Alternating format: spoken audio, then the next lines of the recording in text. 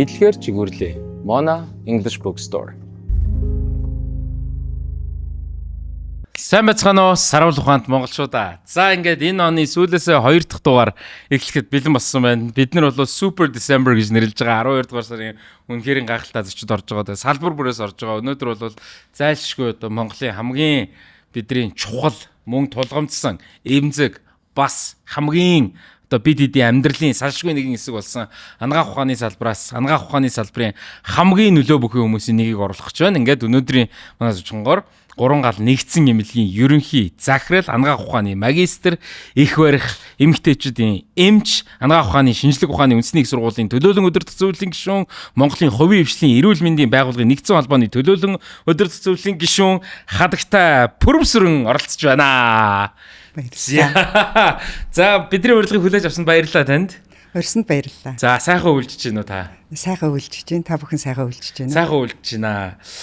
Анагаах ухааны салбарын хүнээс бас сайхан үйлчж гин үү? Монгол хүнийхээ ёсоор сайхан гэж хариулж байгаа бах. Гэхдээ их ачаалттай байгаа бах л та тий. Өвлийн үйлрэл бол хамгийн хүнд тусдаг бах тий. Тэгэлгүй яг Монгол хүн чинь амны бэлгээс аштын бэлэг гэж нэг үг вэ шүү дээ. Тэгэхээр зэрэг бид нэр ер нь сайхан үйлчж гин л гэж хариулах нь уламжлал талаасаа зөв байгаад байна. За яг бид нарын өнөөдрийн амьдрал дээр гэх юм бол өвөл болохоор зэрэг амьсгалын замын халдварууд ихсдэг. За нөгөө улирлын шинж чанартай өвчлүүд ихсэн, хүйтэн болно, Завлаанбаатар хотын маань утаа уйнаар ихсэн. Энийгээ дагалдаад тэгээд өвлийн өвчлөлүүд ихсэн, ажил амьдралын хувьд бол нэлээд ачаалалтай өвлөл өрнөж ийн л доо. Монгол улсын үндсэн хуулийн дээр байдаг юм билээ. Төр нь ард иргэдэд хамгаалах ёстой. Эрүүл амьдруулах ёстой. Үүрэгтэй. Харамсалтай нь одоо нутаанаас болоод ингээд янз бүрийн өвчлүүд бол гарч байна.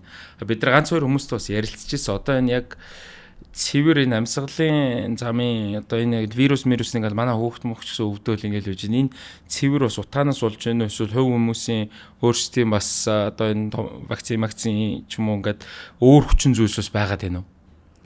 За ер нь ямар ч асуудалд зөвхөн нэг талын хамааралтай нэг хүчин зүйл нөлөөлсөн гэж байхгүй. Өвчлөлч гэсэн мөн адилхан. За нэгдүгээрт макро орчны нөлөө байна. Энд дээр за хамгийн гол нь манай Монгол орны газар зүйн байршил, цаг агаарын хүчин зүйл. За микро орчны гэх юм бол хувь хүний өөрийнх нь эрүүл мэндийн боловсрол, сахилга бат. Одоо ханиадны вакцина хийлэгчиж болно шүү дээ. 8 сарын дундаас эхлээл манай эмнэлэг дээр ханиадны вакцины тариал эхэлсэн. Тэгэхээр ханиадны вакцина хийлгэх юм бол амьсгалын замын халдвараар өвдөхгүй байх боломжтой. Өвдсөн ч хөнгөн өвчлөөд өнгөрөх боломжтой. За дараагийн дугаарт хувь хүн өөрөө хэрвээ эрүүл мэндийн боловсрол сайтай, зөв хоололдог, унтах ёстой цагтаа унтдаг, ажил амьдралын ачаалаа тэнцвүүлж чаддаг, гих мэтчлэн ингээд айгүй олон хүчин зүйлээс хамааралтайгаар бас өвчлөл байна л да. Зарим эцэг эхчүүд бас юм вакциныг эсэргүүцэж байгаа хандлага байна. Ханиадны, томоогийн зарим хүмүүстэд хийж болдог ингээ нийгэмдэр хилцүүлэг явж байна л да. Энэ талаар таны бодлыг. За анагаах ухаан маань ер нь маш нотлохонд сурлагдсан шинжлэх ухаан гэж нэрлэгддэг. Тэгэхээр зэрэг маш их шинжилгээ судалгааны үндсэн дээр олон жилийн нүүр их хөдөлмөр, зардал маш их судалгааны дараагаар за энэ бол үнэхээр нотлогдчихлоо. Энийг хүнд хэрэгжилж болох юм аа гэд вакциныг хэрэглээнд гаргацсан учраас би бол эмч хүнийхээ хувьд бас шинжлэх ухаанч тал руугаа дэмждэг хувь хүнийхээ хувьд. Тийм учраас вакциныг бол хийлгэх ёстой гэд вакциныхаа дэмждэг л талын хүн байна да. Ааха. Харин наад вакцинаас ч болж за би ч гэсэн сошиалаар ингээл алуулж идэх юм. Би ч бас хаяада ахтар бүр хурц шийдлүүд хэлнэ. Вакцин хийлгээгүй эцэгчүүд хүүхдүүдийг болохгүй бол төлбөртөө үзээ. Энд чинь одоо гэл энэ мэдгүй энэ үзэл бодол нь хэр зөв юм байгаа. Ковидос лахуулаад харлаа л да. Зүгээр хоёлоо яг товчгондоо вакцин ярьсных яг энэ сэдвээ дуусчих.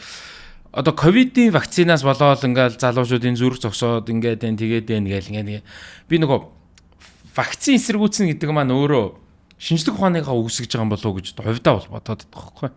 Гэтэл үнэхээр вакцин хийлгэхэд сөрөг нөлөөтэй өөр үнэхээр ийм нөхцөл байгаад идэм үү? Хүүхдүүдтэй вакцин хийлгэх одоо бүр хэдэн 100 мянгаараа хийлгэх ёстой юм чинь та бас мэдчихэл байгаа бах. Тэгээ ингээ хийлгэхгүй байгаад идэг. Тэгэхээр мэрэгжлийн хүний хувьд миний хувьд ч гэсэндээ бас платформоор дамжуулаад таныг оруулсан дээр энэ нэг эргэлзээг тайлах ёстой болов уу? Зайлшгүй. Одоо чинь ковидын вакциныг одоо хүртэл үгүйсгэсэн хэвээрээ байгаад байна шүү дээ. Энэ хангалттай туршигдаагүй ингээ бид нарт ийм өгцөн тэгцэн гээд энэ тал дээр та юу гэж бодож байна? За ер нь бол вакцин гарснаас хойш дэлхийн хүн ам ер нь эрс өссөн гэсэн судалгаа байдаг байлээ.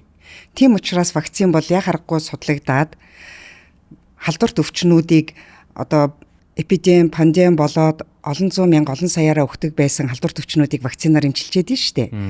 Тийм учраас вакцин бол хэрэгтэй юу хэрэгтэй. Ковидын вакцины хувьд бүрэн судлагдаагүй гаргасан вакцин уу гэвэл тийм бид нар мэдж байгаа. Гэхдээ тухайн нөхцөл бол яг харахгүй соос нөхцөл байдалд байсан. Хийхээс өөр арга байгаагүй. Яг ковидын вакцинаас болоод цус өдөгрөөд ингээд зүрх цогсоод энэ гинтийн эндэгдлүүд нэмэгдээд байна гэсэн яриа байгаад идэг те. Энэ бол одоо бүрэн нотлогдоогүй байгаа учраас би бүрэн нотлогдоогүй юмыг тийм үгүй гэж ярихыг хүсэхгүй байна. Энэ дээр миний хэлхийг хүсэж байгаа зүйл нь ковидын вакцин нөлөөлсөн байж болно. Нөгөө л нэг альва асуудал ингээ олон талаас нь харахаар зэрэг нэг хүчин зүйл нь ковидын вакцин байсан байж болно.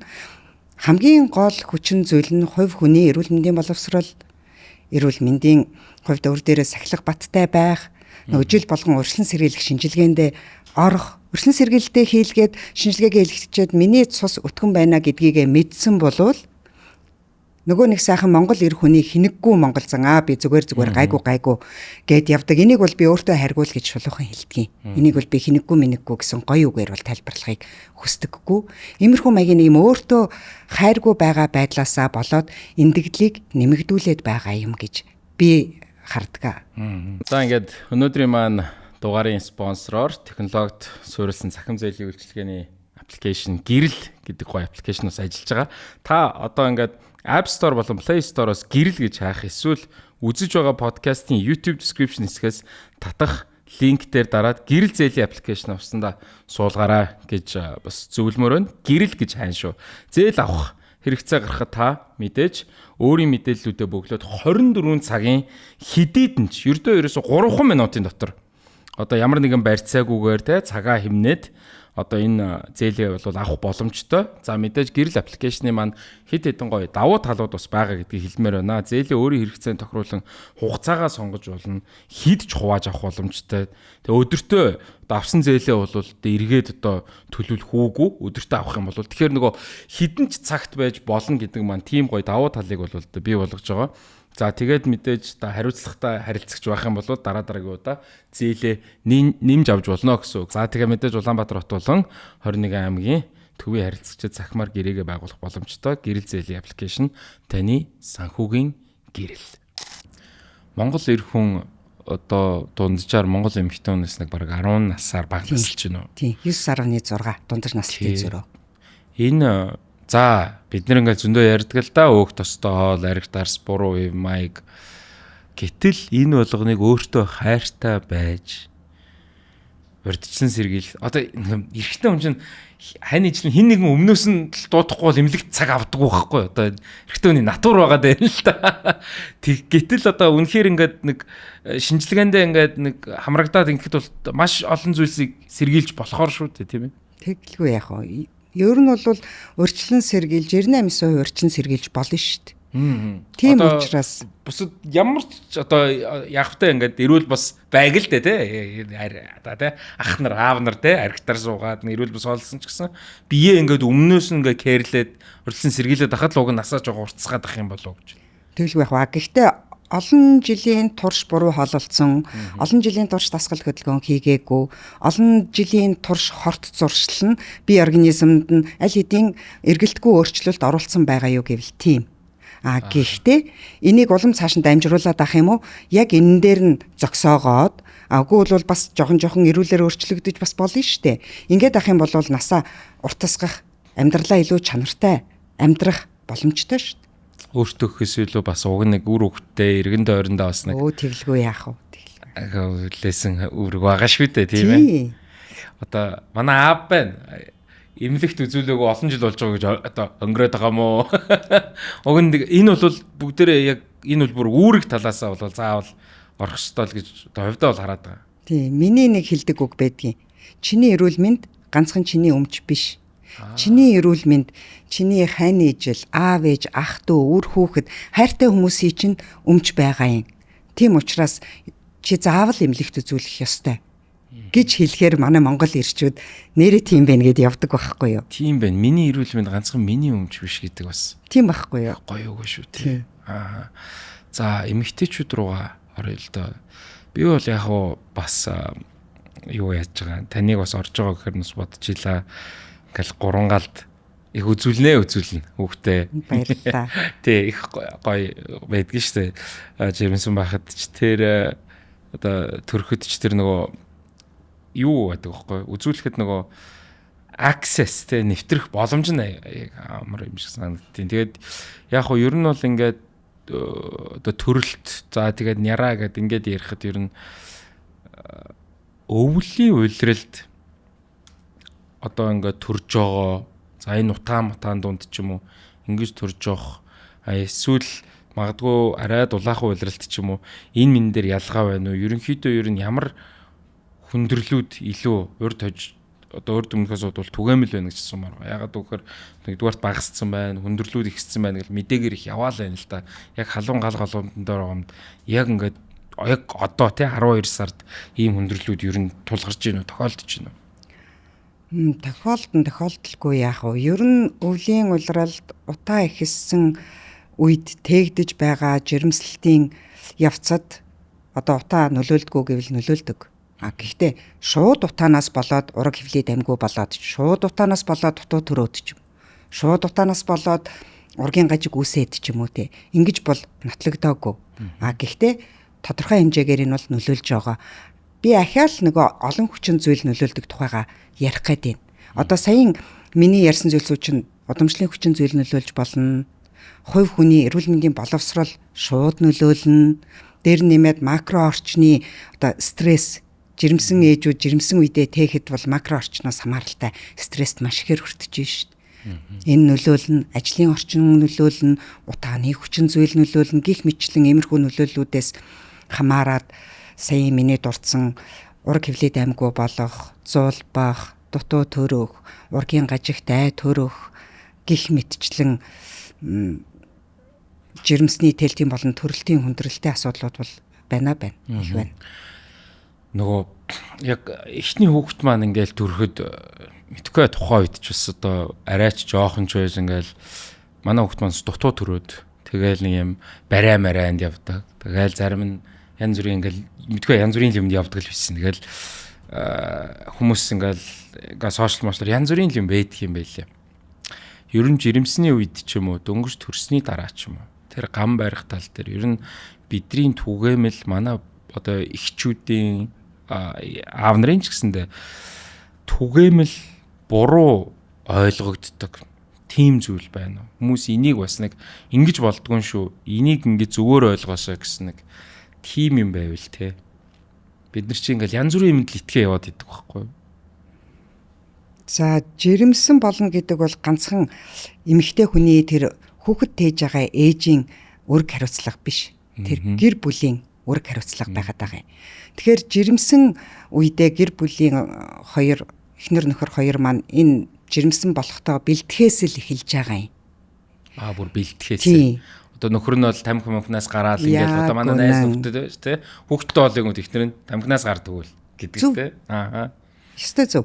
Гэр бүл төлөвлөлттэйгээр жирэмслэхээс өмнө хоёлаа хорт зуршлаа хаяад тэгээд бие мах бодийн архаг өвчнүүдээ эмчлүүлээд тэгээ сэтгэл зүйн хувьд бэлтгэлтэй стрессгүйгээр тэгж бэлтжээ жирэмслэх юм бол жирэмсний тээлтийн хугацаанд хүндрэл эрсдэл багтаагаар тээгдэнэ.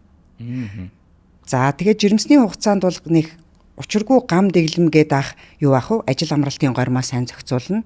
Хамгийн гол нь стресс нэмэхгүйгээр эмчийнхээ зөвлөгөөг бариад явхад бол тэгээд энэ чинь физиологийн процесс учраас нэг хатуу гам дэглэм бол байхгүй. Сүүлийн үед жирэмсэн үед юу яригдж байна вэ гэхээр манай эмнэлэг Abiko Hekekaтай хамтраад Японы baby coaching гэдэг жирэмсэн ээж хевлидээ одоо ургаа тээж авах явцдаа ургийнхаа уураг тархийг хевлид байх үед нь хөгжүүлэх сургалтыг франчайзаар оруулж ирсэн. Тийм учраас хүүхдийг төрсөн хойно нь за тэгээд төрсөн хойно байтугай бид нар чинь цэцэрлэгт ороод л юм зааж эхлэхээр л ураг тариг хөгжинэл гэсэн бодолтой байдаг штэ тий. Тэгтэл энэ бол бүр ураг байхаас нь ураг тархийг нь хөгжүүлдэг юм гэсэн франчайз сургалт манай Амлаг Абико ХХК-тай хамтраад хийж байгаа. Гэхдээ энэ өнөөдөр 21-р зуунд гарч ирээд байгаа юм гэвэл юм уу гэвэл үгүй шүү. Монголчууд бүр эрт дээр үеэсээ энийг мэддэг байсан. Хавиргат биендээ хүмүүжүүлж чадахгүй бол ханат гэртээ багтахгүй хүн болно шүү. Тогоон чинээ гидсэндээ төлөвшүүлж чадахгүй бол тоонот гэртээ багтахгүй хүн болно шүү гэж хэлцүг байдаг. Би яг энийг манай Амлаг үүсгэн байгуулагчсныхаа дараахан нэлээд хэвлэлт ургийн боловсрал гэдэг сэдвийг би айгүй их судлаад сонирхоод тэгээ Японы яг энэ беби коучингийн энэ урабе багшийн сургалтанд сууж исэн. Тэгээд эрүүл мэндийн шалтгаанаар би дуусгаж чадаагүй те тэр үед би айгүй их архив орж юм ухаж уншдаг байсан байхгүй юу. Тэгсэн чинь дээр үеийн хаадууд маань хатнаа жирэмсэн болохоор зэрэг туйлчаа орой болгон туйлчаа өргөөрөв нь явуулдаг. Тэгэд тэр туйл хайлна гэдэг бол нэг талаасаа сургаал хэлээд ийн нөгөө талаасаа тэр чинь хөгжим аялгау. За ахаад гурав дахь талаасаа авах юм бол тэр ерөөл хевлээд байгаа гүнжигч байдаг юм уу хан хөгч байдаг юм уу те. Хевлээд байхад нь ураг тархийг нь хөгжүүлж гин. Одоо тэр сургалтанд явж исэн сонсч исэн юмнуудаа уншаад энэ хаадын туйлчаа явуулдаг байсан энтертэй харьцуулаад үздэг байлаа л да. Нэг 13 4 оны үед. Тэгэхэд монголчууд энийг мэддэг байсан байгаа байхгүй юу? Би бүр гайхажсэн тест. Тийм.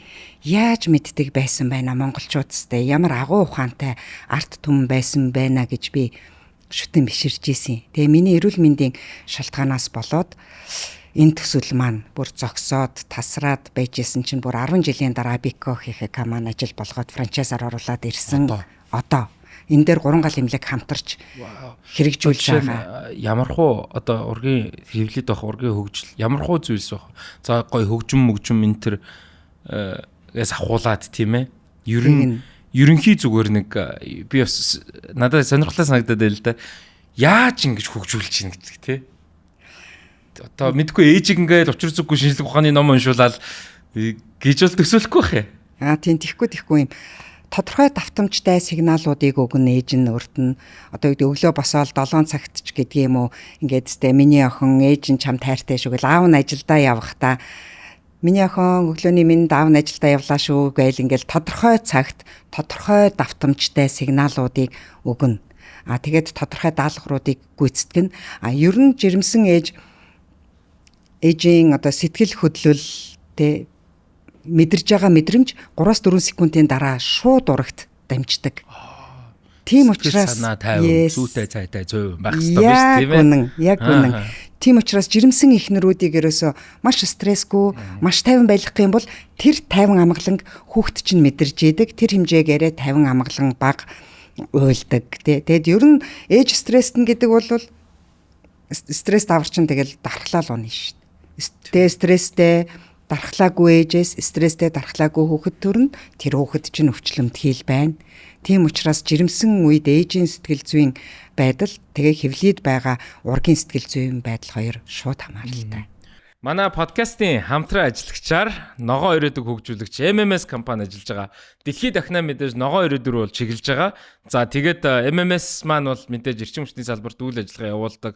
Дэлхийд дахна бүгдээрээ sustainable development, тогтвортой хөгжил гэдэг энэ утга санааг бол мэдээж маш хүчтэйгээр ярьж байгаа. Монголд анхны ногоон барилгын төслийг маш амжилттайгаар хэрэгжүүлсэн MMS-ийн хамт олон маань л манайхтай бол ингэж хамтарч бол ажиллаж байгаа. Энэхүү бүтээн байгуулалт нь одоо мэдээж ажилчдын эрүүл, тав тухтай ажиллах орчин бүрдүүлэхээс гадна Монголд ийм ногоон барилгын цоошин соёлыг бий болгосон ийм гайхамшигтай бас байгууллага маань бол байгаа. Ийм гоё төсөл бол хэрэгжсэн гэж бол болно. За тэгэхээр та бүхэн бас MMS-ийг сонгороо. Эрчим хүчний оновчтой цогц шийдлийг MMS.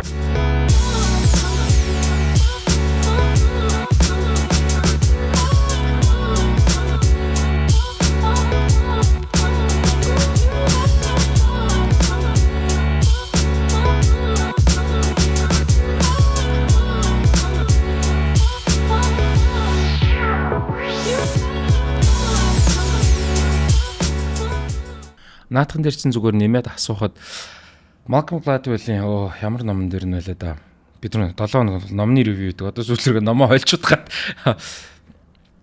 одоо яг нэг юм чинэлэг айлын хөхөд бас нэг ядуу буруу айлын хөхтөрийг харилцуулсан байгаа. Энд гэхдээ нэг мөнгөндөө биш юм хэлээ л дээ нөгөө нэг нь одоо хөвлөд байхаас арай бас яг нөгөө тайван сайхан нөгөөх нь бас хүнд ээж нь те ус мусаа зөөгөөд ингээл стресс ихтэй ингээд тэгээд энэ нөгөө тархины үйл ажиллагаагийн ялгааг нь харсан чинь нэг 0,000 хідээр үлээдэ нэг юм хэмжигдэхүүн их бага зөрүү байсан юм байна. А энэ маань ингээд он цаг хугацаа явах тусам томроод идэг гэдэг. Тэгэхээр бүр хөвлөд байхаас нь хэрвээ тэр үнэн болвол тийм ээ одоо тархины үйл ажиллагаа, сэтгэл зүй, хувь хүний характер, хөгжил талаас бүр хөвлөд байхаасаа одоо өөр одоо стресстэй юутай харьцуулахад гэх юм бол бүр тэр ялгаа бол хожим илт мэдэгдэн гэсэн үг үү те? Тэгсэн үг. Энэ яг нэг 13 14 оны үед би өөрөө сураад судалж байхад бас Японд хийсэн нэг судалгаа байсан. Би тэгтээ энийг яг тоочны хувь хэмжээг нь бол санахгүй байна.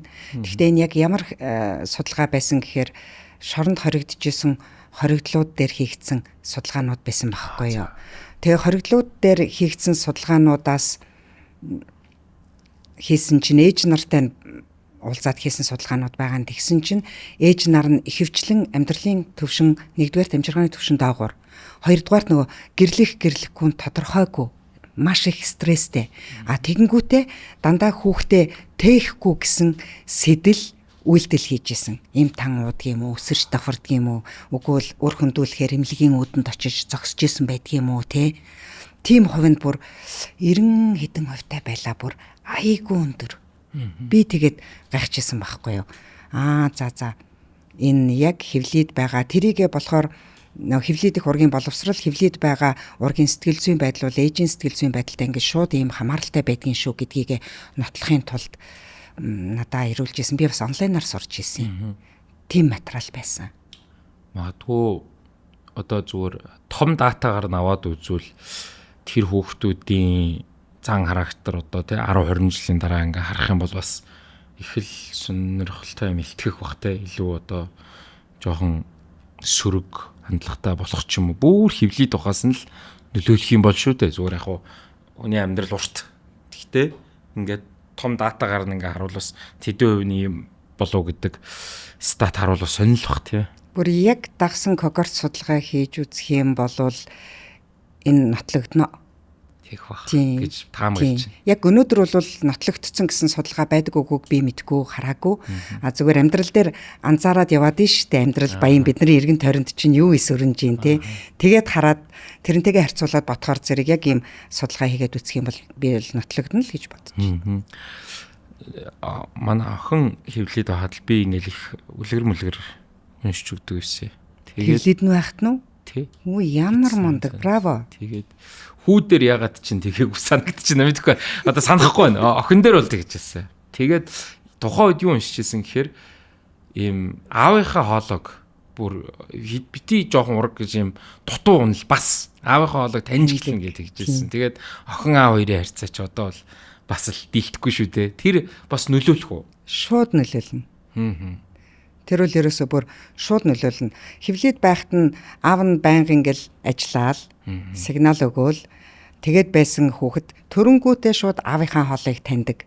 Тэгээд уйлж агаад аав нь маань миний охин гэл миний охин сайн уу ингээ аавтайгаа уулзж штэ гэд ингээд ярингууд шууд ингээ чимээгүй болоод аавынхаа хоолойг сонсоод ингээд нүдний ингээд бэдг байхгүй юу. Тийм. Айгүйх нөө бичлэгүүд онлайн сурж байсан болохоор бичлэгүүд энэ төр ирүүлдэг байсан. Тэгээд бичлэгээс харахаар зэрэг тийм. Нэг манай одоо үзэж байгаа хүмүүс маань юуг мэдэх вэ? Одоо нөгөө ингээд ээж аав болохоор ч одоо ч залуучууд их хайхтар янз бүрийн гоё ном уншаал те. Нөгөө одоо бас нэг үе бодвол их гоё болцсон байна шүү дээ ингээд. Одоо манай ээж бол надтай намайг хөвлөнд байхад бол тэгэл автаа ганцхан 8 гэл явж илаа шүү дээ. Тэгээ 8 сартад ямар ч байсан галтэрж унжсэн гэсэн. Тэгээд намайг одоо ийм болцсон гэж шоолол идэв. За тэр яах вэ? Тэгэнгүүт одоо чи ингээд гоё бүрөө өстэй амар кэрлдэг болчихж. За тэгсэн нэг би одоо санаж байгаагаар тэр нэг еврей эцэг эхчүүд билүү дээ. Нэг тиймэрхүү нэг еврейчүүдтэй л холбоотой манайхан ч бас би үнэн удаагийн та сайн дэнсэлж мэдэхгүй зүгээр тэрэн дээр нөгөө охин хүүхдээ одоо хүмүүжүүлээд ирээдүйд ээж болох хүүхдийг хүмүүжүүлээд асар өндөр боловсралтай болгоод тэр хэмжээний нөхөртэй болоод ингээд одоо мундаг боловсралтай мэдлэгтэй ийм ихийн лангир уурагт өсөх ёстой гэж одоо тэр газрын хүмүүс бол итгэдэг байх нь л дээ. Тэгэхээр энэ маань бас тийм эмэгтэй хүмүүс маань өөрийгөө тайван байлгах, дээрээс нь хөгжүүлэх гэдэг бол энэ няраад бол бас нөлөөлж байна хөгжилд. Нөлөөлнө сүүн дээр хүн болж байгаа шүү дээ. Нөлөөлнө. Энэ гэхдээ бас удамшлын хүчин зүйл шууд нөлөөтэй. За үнэхээр IQ өндөртэй тийм удамшилтай аав ээжийн хүүхэд байх. Тэрэн дээр нь нэмээд жирэмсэн үедээ одоо хевлийдэ байхдаа ургийн хевлийд ургийн боловсролоо олгоод дээр нь дахиад ээж нь боловсрол өндөртэй хүүхдтэйгээ за энэ ургийн боловсрол олгох сургалт маань ганцхан хевлийд ургийн боловсрол биш. Төрсний дараах 0-6 сарх сартай хүүхдийн тархийг хөгжүүлэх тэгээ 6-аас 24 сартай хүүхдийн тархийг хөгжүүлэх гэдэг ингээд шатчлаад явж байгаа. Бүр тийм бүтнээр нь систем тэр боловсролыг тэр Abico HHK Baby Coaching Abico Academy Baby Coaching гэдэг Японы сургалт франчайзаар ороод ирсэн дээр нь манай эмнэлэг хамтарч байгаа юм. Комментор хэдүүл линкийг оруулчих тий. Тийм байж болно. Тийм. Тэгэхээр зэрэг хевлийд байхад нь ургийн тархи хөгжүүлэх сургалт аваад ахиад төрснийхэн дараа сургалтаа аваад тэгээ тийм өөрөө өндөр боловсралтай, өөрөө зөв төлөвшөлтэй, өөрөө эерэг хандлагатай, өөрөө удамын сайн мэдээлэлтэй ийм ээжийн хүүхэд бол тэгээ яг л ийм л болж төлөвшөж. Яг уу нөгөө 1800-аад онд л нөгөө Америкт хийсэн судалгаа байлаа нөгөө яг хоёр ихэр хүүхэд. Тэгээ нэг нь бас өндөр мэдлэг боловсралтай болоод нөгөөх нь нэг шор оронгорч явлаа да. Тэгээ нөгөө үе удмын задлаад харсан чинь нөгөө өндөр боловсралтайгийн хүүхдтэй ингээ 3-4 үе явцсан. Тэр дунд нь нэг Америк ерөнхийлөгч, Сидней Нобелийн шагналтай, тэдний шүүгч гэдэг. Нөгөө талд нь хэдэн биеийн үнэлэгч, Сидней шоронд орсон гэдэг ингээд тэгэхээр нэг хүүхдийг одоо хевлийд бахаас нь ахуулаад яраа бахаас нь ингээд ингэж өсгөж хүмүүжүүлж тээж ингэж хүн болгоно гэдэг маань өөрөө нийгэмдээ ийм том ач холбогдолтой байх юм байна. Айгүй олон жил явах цаа. Тийм. Энэ бол бүр хевлийд байхаас нь ч биш. Хүүхэд олно гэж төлөвлөснөөс эхлээл явж байгаа олон жилийн нөр их хөдөлмөр, цаг хугацаа, хөрөнгө мөнгө маш их зүйл зарцуулж иж нэг тийм нийгэмд хэрэгтэй, нийгэмд ээлтэй эерэг иргэн бэлтгэгдэж гарч байгаа. Яг уу манай залуучууд ч бас одоо тийм айхтар бас төлөвлөхгүй шүү дээ. Тэгэл яг хөө ингээ олдчихдаг санаандаг. Одоо манай хоёр хүүхдтэр бол нэгийг нь бол амар төлөвлөөл нөгөөх нь манайх орол гол олно гэж ярьдаг те. Гэхдээ хоёр хүүхдийг хоёулангийн л амар хайрлаж байгаа. Гэхдээ ингээ нөгөө би бол зүгээр яг манай Монгол одоо залуучуудын эцэг эхчүүдийн байгаа байдал гэж хэлмээр байгаа. Тэр өмнө төлөвлөж ингэн гэдэг бол бас тийм тэгэх ёстой байх. Гэхдээ бас тэхгүй л байна л да. Гэхдээ яг заавал гэр бүл төлөвлөлттэйгээр жирэмслэх ёстой вэ гэхээр зэрэг жирэмсний үеийн хүндрэлийг буруулдаг байхгүй юу? Ээж аав хоёр нь урд нь бол эрүүл ээжээс эрүүл хүүхэд төрнө гэдэг байсан чи одоо эрүүл аав ээжээс эрүүл гэр бүлээс эрүүл хүүхэд төрнө гэдэг болцсон цаг үед. Тийм учраас эрүүл хүүхэд тээж төрүүлэх хүсэлтэй байгаа бол заавал гэр бүл төлөвлөх ёстой байгаа юм. Хамгийн гол утга учир нь. Тэгэхээр зэрэг би одоо өөрөө их барих эмэгтэйчүүд эмч хүнийхээ хувьд залуучуудаа юу гэж зөвлөмөр байна вэ гэхээр болвол бити гол алтаасаа. За бид нар 21-р зуунд амьдарч байна те. Тэгэхээр 21-р зуунд амьдарч байгаа залуучууд шиг эрүүл мэндийн боловсрал өндөртэйгээр, гэр бүл төлөвлөлттэйгээр жирэмслээч тэгээч л гэж зөвлөмөр байна. Мэдээлэлээс ахуулаад ингээл бүх л зүйл нь байна штэ тий одоо гоё төлөвлөхөд тий янз бүрийн хамгаалах сэргийлэх заавал өвд зовхгүйгээр тийм ээ. Тэгэл нэг аптекор заашиг тэгэл. Энэ таны сая хэлсэн юу их сонирхолтой санагдлаа л да. 0-6 сарын ингээд те одоо няраа хөгж 6-аас 24 сар гээд яа үн манайхан ч болохоор за нэг 7 молоо хөрөөл ухаар тийм дөө тэрнээс өмнө гэтэл одоо юу гэдгийг нэг хүүхэд миний төсөөлж байгаагаар ингээл янз бүрийн мөнгөтэй дээр нь тоглоом тэрэн тархины үйл ажиллагаанд хэрэгтэй байдаг юм. Та энэ талаар бас нэг дэлгэрэнгүй эцэгчүүд маань хэлж өгөөч. За энэ талаар бол би өөрөө нэгдүгээрт хүүхдийн эмч биш. Хоёрдугаарт яг нөгөө бага насны хүүхдийн беби коучинг сургалтын талаар мэдэхгүй учраас бол би тийм сайн хэлж мэдэхгүй байна. Гэхдээ энэ маань судлагдсан түрүүний миний хэлснээр ангаа ухаанаар судлагдаад нотлогдсон учраас хүүхдийн нүдний эс одоо хизээ яаж төлөвшөөд те тэгэхээр зэрэг хэд хоногтон дээр нь улаан өнгийн тод өнгийн тоглоом зөөхстэй хэд хоногт нь энтэлтэн зөөхстэй хэд хоногт нь энтэлтэн зөөхстэй хэд хоногт нөө сонсголын эдэр хитнүүд эсүүд маань хөгжөөд тэг ямар дуу авайг ялгаж эхэлдэг болдгийн энтер гэд энэ бол маш найрын шинжлэх ухааны төвшний юм яригдах учраас энийг бол би ярмаар яг үнэ яг мэрэгжлийн baby coachтэй тийм ээ тийм бас гэхдээ манай монголчууд айхтар байгаа шүү тийм үнэг хайчлан гээл яг нөгөө өчнөө шинжлэх ухаанаар ингээл яатсан ингээл буцаал түүх харахаар манай ёс уламжилт ингээл байж идэг тийм шүү дээ тий одоо орчин үед 21-р зуунд ч ангаа ухаан чинь ер нь маш сайн судлагдаад байна шүү дээ. Тэгтэл чинь ангаа ухаанаар судлагдаад нотлогдсон юм нь дээр үед одоо монголчуудын уламжлалт ангаа ухаанд байж л байдаг байсан. Энийг монголчууд яаж мэддэг байсан бол одоо түрүүний жишээ нь миний хэвлэлт хургийн боловсролыг монголчууд мэддэг л байсан байгаа байхгүй юу. Ийм зүйлсүүд маш их байдаг шүү. Тийм бах. Яана би одоо нөгөө юу том эмнэлгийн том захирал хүнтэй айгуу тийм бизнес макро юм ярихгүй нөгөө хүүхдийн юу яагаад байгаа шүү. Зөвхөр нөгөө сонирхолтой байгаад те үзэгчд маань бас яагаад тэр 3 нас хүрэхэд билүү дээ. 3 настай л 5 настай л хүний характерын бас нэг 80-90% нь төлөвшчдөг гэдэг нэг зан төлөвийн тийм 5 нас хүрэхэд 70% нь төлөвшсөн байдаг. Тийм. Тэгэхээр одоо монголчуудын за сургуульд ороод ухаан орноо гэхэд бол ёстой бүх юм оройтцсан байдаг. Нэрэ манай подкастын хамтран ажиллагчаар BSB Mebel бас хамтарж байгаа. Европын 30 гаруй улсаас одоо гэр авахын одоо тавилга, бууданг, албан ёсны эрхтэйгээр импортлж оруулж ирж байгаа. Би маргааш өдөр 19 BSB орж буудан авж байгаа. За тэгээ манай Яармгийн BSB-ийн салбар чи юу вэ? 5500 м² талбайтай.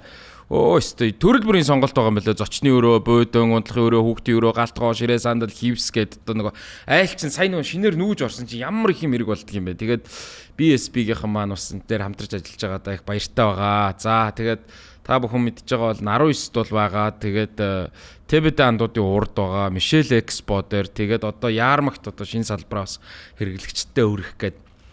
За энэ сайхан үйлд нь одоо манайхтай бол хамтарч ажиллаж байгаа. За тэгээд ер нь бол одоо гэрийн бүх хийл хэрэгцээ энэ цахилгаан бараач байна. За тэгэл зээлээж газар дээр шийдүүлж болж байна.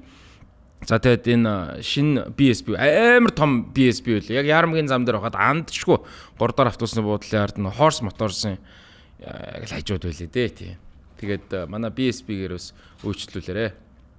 FSC сертификаттай. Цэвэр царс модон. Эрүүл мэндэд сөрөглөөгүй. 100% эко Европ тавилгууд зөвхөн BSB Mebel-д. Хаяг Яармгийн 3 дугаар автобусны буудлын ард хорс моторсын баруун талд BSB Яармаг мол салбар. Одоо энэ залуучууд нөгөө анхны төрөлт дээр гой сургалт суугаад идэх штеп ингээд гэр бүл мүлээрээ тэрийг та ер нь хэр зөв гэж боддгоо? Маш зөв. Энийг манай эмнэлэг 2015 оноос эхлээд гайхамшигт төрөлтөнд хамтдаа гэдэг сургалтыг хийж эхлээд одоо энэ жил 10 жил болж байгаа юм. За төрөлт гэдэг бол ер нь бол гайхамшиг штеп.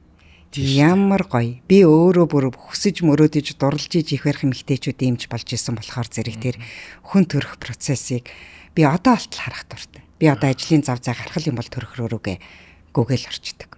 Тэстэй. Үнэхээр гоё. Тийм учраас гайхамшигт төрөлтөнд хамтдаа гэж нэрлсэн. Энэ маань эрүүл мэндийн боловсрол л доо ер нь бол. Тэгтэл бидний үед одоо ёстой л За ингээл физиологийн процесс юм чинь тэгээд төрөх ёстой л гэсэн ойлголттой л байгаад исэн. Тэгтэл цаг үе маань өөр болж байна. За одоо сүүлийн үеийн манай залуу гэр бүлүүд залуучууд бүр үнэнхээр маш сайн. Би тэр эхнэртэйгээ хамт эхнэрээ хөтлөөд гайхамшигт төрөлтөнд хамтдаа сургалтанд ирж сууж байгаа залуучууд их харахаар хайр хүрээд. Ааха.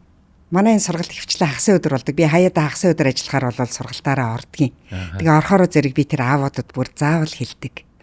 Гэтэ ямар сайн нөхөр вэ? Ямар сайн аав бэ? Баярлалаа. Эмэгтэй хүн жирэмсэн байна гэдэг ямар хэцүү гэж бодож байна. Одоо зарим нь болохоор за эмэгтэй хүн жирэмслэл ёстой шүү дээ. Энэ бол физиологийн процесс л гэж хэлдэг. Гэтэл бид нар ингээд 70 80 жил амьдралаа гэхэд 70 80 жил бид нар жирэмсэн явахаар бүтээгдсэн юм уу? Үгүй шүү дээ. Та нартай адилхан хэвэн л явж идэг. Яг жирэмсэн үедээ л бид нар физиологийн процесс байгаад идэг. Тэгтэл эн чинь тэр жирэмсний 10 сарыг бол тех үнэхээр хэцүү байдаг. Энийг физиологийн процесс гэж бити ойлгоорой. Хэцүү байдаг шүү. За хамгийн хэцүү нь юу байдаг гэж тэнд бол дааврын шуурга дэгдэж идэг. Тэр жирэмсэн эмэгтэй яагаад гомдомхай байдгийг, яагаад улимхай байгаад идгийг, яагаад туниад байдгийг. Эн чинь даавраар зохицуулагдж байгаа учраас тэгээд ааш авир нь олддоггүй. Энийг аавууд маань ойлгодгүй учраас, нөхрүүд маань ойлгодгүй учраас гэр бүлийн хооронд үл ойлголцлууд үсээд идэг. За манай эмнэлгийн нэг гол зорилго нь би өөрөө их барих эмэгтэйчүүдийн эмч учраас эмнэлгийн маань тэргүүлэх чиглэл нь их барих эмэгтэйчүүд байгаад идгийг. Тэгээд бат бүх гэр бүл одоо нийгэмдээ бат бүх гэр бүлийг бүтээх бас нэг манай эмнэлгийн гол зорилго гэр бүл дээлтэй байх. Ер нь манай эмнэлгийн алсын хараа манай эмнэлэг чинь одоо ээлтэй эмнэлэг ээлтэй л гэж тодорхойлогддог шүү дээ. Тэгээ гэр бүл дээлтэй байх зорилгоор л энэ ажлыг хийгээд байгаа юм. Тэгээд их нэрийгээ ойлгоод тэр гайхамшиг төрлөнд хамтдаа сургалтанд ирээд суухаар эн чинь ийм хэцүү байдгийм байна. Ингэж их нэртэй туслах ёстой юм байна. Тэр сургалтанд суудсан аавууд ирээд их нэр нь төрөхөд ямар хөөрхөн байдаг гэж их нэртэй айгүй сайн туслана. За дээр нэмээ тэр их нэрийнхээ өвдөж зовж байгааг нүдэрээ харж байгаа. За одоо амар өвддгийн гинлээ гэл нэг төрөхөд оруулж өгчөөл гадаан сууж байгаа л гарч ирээл амар өвдсөн штэ гэд ярихыг сонсох. Нэр урс гүдэг те тэрийг л үсрээл хараалдаг. Амар өвдсөн штэ гэх нэрийнхээ ярихыг сонсох. Нүдэн дээр нь ураг удмыг нь төрүүлэх гээд өөр хүүхдийг нь төрүүлэх гээд тэр зовж байгааг нүдэрээ хараад нурууг нь нилээд усыг балгуулаад зогсож байгаа аавыг харах хоёр тул тэнгэр газар шиг ялгаатай. Тэгээ танах бол яг аавуудыг бол оруулд юм те. Оруулдаг. Манайх яг төрхийнх нь өмнө авах ёстой шинжилгээнүүдийг аваад хувцсыг бүрэн солиулаад тэгээд төр хөрөөнд ерөөсөө их нэрийнхээ хажууд гарын бариул бариад хөлсийг арчуул арчаад нурууг нэлж өгөөд яг нь сургалтын дээр ингэж өвдөлтийг намдаад гэсэн аргуудын заагаад өгчдөг. Тэр мэрийг нь хийгээд их нэрийнхээ хажууд байдаг. Ингэж их нэрийгээ ойлгосон аавууд бол өстэй үнэнхээр их нэр хөөхттэй маш хайртай бат бөх сайхан гэр бүлийг бүтээж чаддаг. Манай ирчүүд ч одоо хуурайлахаас ахуулаад ийм элементар юмнуудыг одоо бүгд сурах хэрэгтэй байх шүү дээ, тийм ээ. Тэр болгоныг яадаг.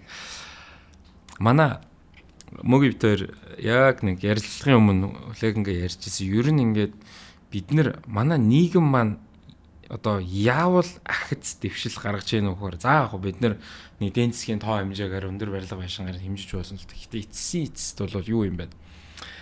Инэрэнгүй нийгмийг бид нэр цогцлоож иж ингэж урагшлах юм байна гэдэг нэг утгаснаа ярьжсэн. Одоо бид нар нэг юм Z үеийнх ингээл яриад байгаа шүү дээ. Хүнд загнуулахаар хаалга саваа гарчдаг.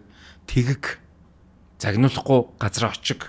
Ингээд хин нэг заавал загин зандарч ингэдэг нийгэм байх албагүй юм байна. Одоо амтэн ургамалдаач гэсэн бид нар ээлтэй ингэж байж хариуцлагатай байх хэрэгтэй гэдэг. Энийний хүрээнд ч гэсэн таны хэлдгээр төрөх бол зүгээр эмхтэн хэдэн мянган жил төрчихсэн та ийм биш. Харин энэ болгоныг улам л ийм инэрэнгүй эмпат өндөртэй энэ нийгмийг л цогцлоох ёстой байна гэж хараад байгаа. Тэг энэ үйл хэрэгт бол одоо би бол 3 галын хамт олон одоо удирдлагаас эхлүүлээ танд бол бүр талархал илэрхийлмээр. 15 жил болж байгаа юм байна. Бас баяр хүргэе. Баярлалаа. Тий, яг 15 жилийн яг ойгоор нь 12 сарын 23-нд байдаг баха. 12 сарын 23-нд. Тий, баг ойгоор нь шахуу гарах байх шүү. 20. Баярлалаа. Тий, яг ойгоор нь гаргаад өчөө. Баярлалаа. Тий. Тэгээд за юун дээр хоёлаа яг бай энэ төрөлт мэдээж энэ бол их гоё сонирхолтой сэдв Магадгүй зарим ээж аавууд маань намайг бас загинж магадгүй хөөшөө ийм юм асуугаач гэгээд урт удаа ярилцлаган дээр би заавал нэг юм мартадгийн. Тэгээд яг хоёлаа яриан дундуур бол зөндөө болох байх гэж бодож байна. Надад би нэг саяхан бас нэг мэдээ уншсан. За яг хоёлаа төр энэ нөгөө их барихын орхио гэхэд одоо энэ зураг судас ер нь зураг судасны тогтолцооны өвчин дэлхийд номер 1 байдаг баг шүү. Тий. Энд ихтэй яг мэдгүй би яг нарийн үг нь мэдгүй байна. Нөө хүн хөгшрөөд нас барахад нөө хөгшин гэж бичдэг байх л та. Голдуу зураг судас мөс бас байдаг байх. За мэдээж хор тавдрын талаар бас ярмаар байгаа дээ. Мөн энэ молекул генетик шинжилгээний талаар бас ярмаар байгаа дээ. Тэгээ эннийхээ талаар хоёлаа бас нэг молекулын генетик шинжилгээ гэдэг тийм энэ уламжил биопси, гистологийн шинжилгээнээс юугаараа ялгаатай байна? Энэний талаар та нэг хэлж өгөөч. За мэдээж зүрх судасны өвчлөл дэлхийд өвчлөлөөр бол нас оролтаараа дандаа номер 1 байгаад байгаа юм. Гэхдээ энэ зүрх судасны өвчлөлөөс бас урьдчилан сэргийлж болох уу гэвэл болно. Энэн дээр би нөгөө л түрүүний ярьдаг эрүүл мэндийн боловсрол за өөртөө хайртай байх, урьдчилан сэргийлэх үзлэгтэй ордог байх, сахилах баттай байх. За өөртөө хайртай байна гэдг нь дуртай юмаа идээд дуртай юмаа хийгээд явах асуудал бол бүр ердөөсөөч биш. Өөртөө хатуу байж би юу идэх юм бэ? Би ямар дасгал хийх юм бэ гэж л өөрийгөө хайрлах тухай л яриад байгаа шүү дээ. Иймэрхүү байх юм бол зүрх судасны өвчлийг ер нь бол бууруулж болно. Цус харвалтаар хүн нас барахгүй байх боломжтой гэдэг дэлхийн эрүүл мэндийн байгууллага зарлчихсан шүү дээ. Цус харвалтаар нас барахгүй байх боломжтой.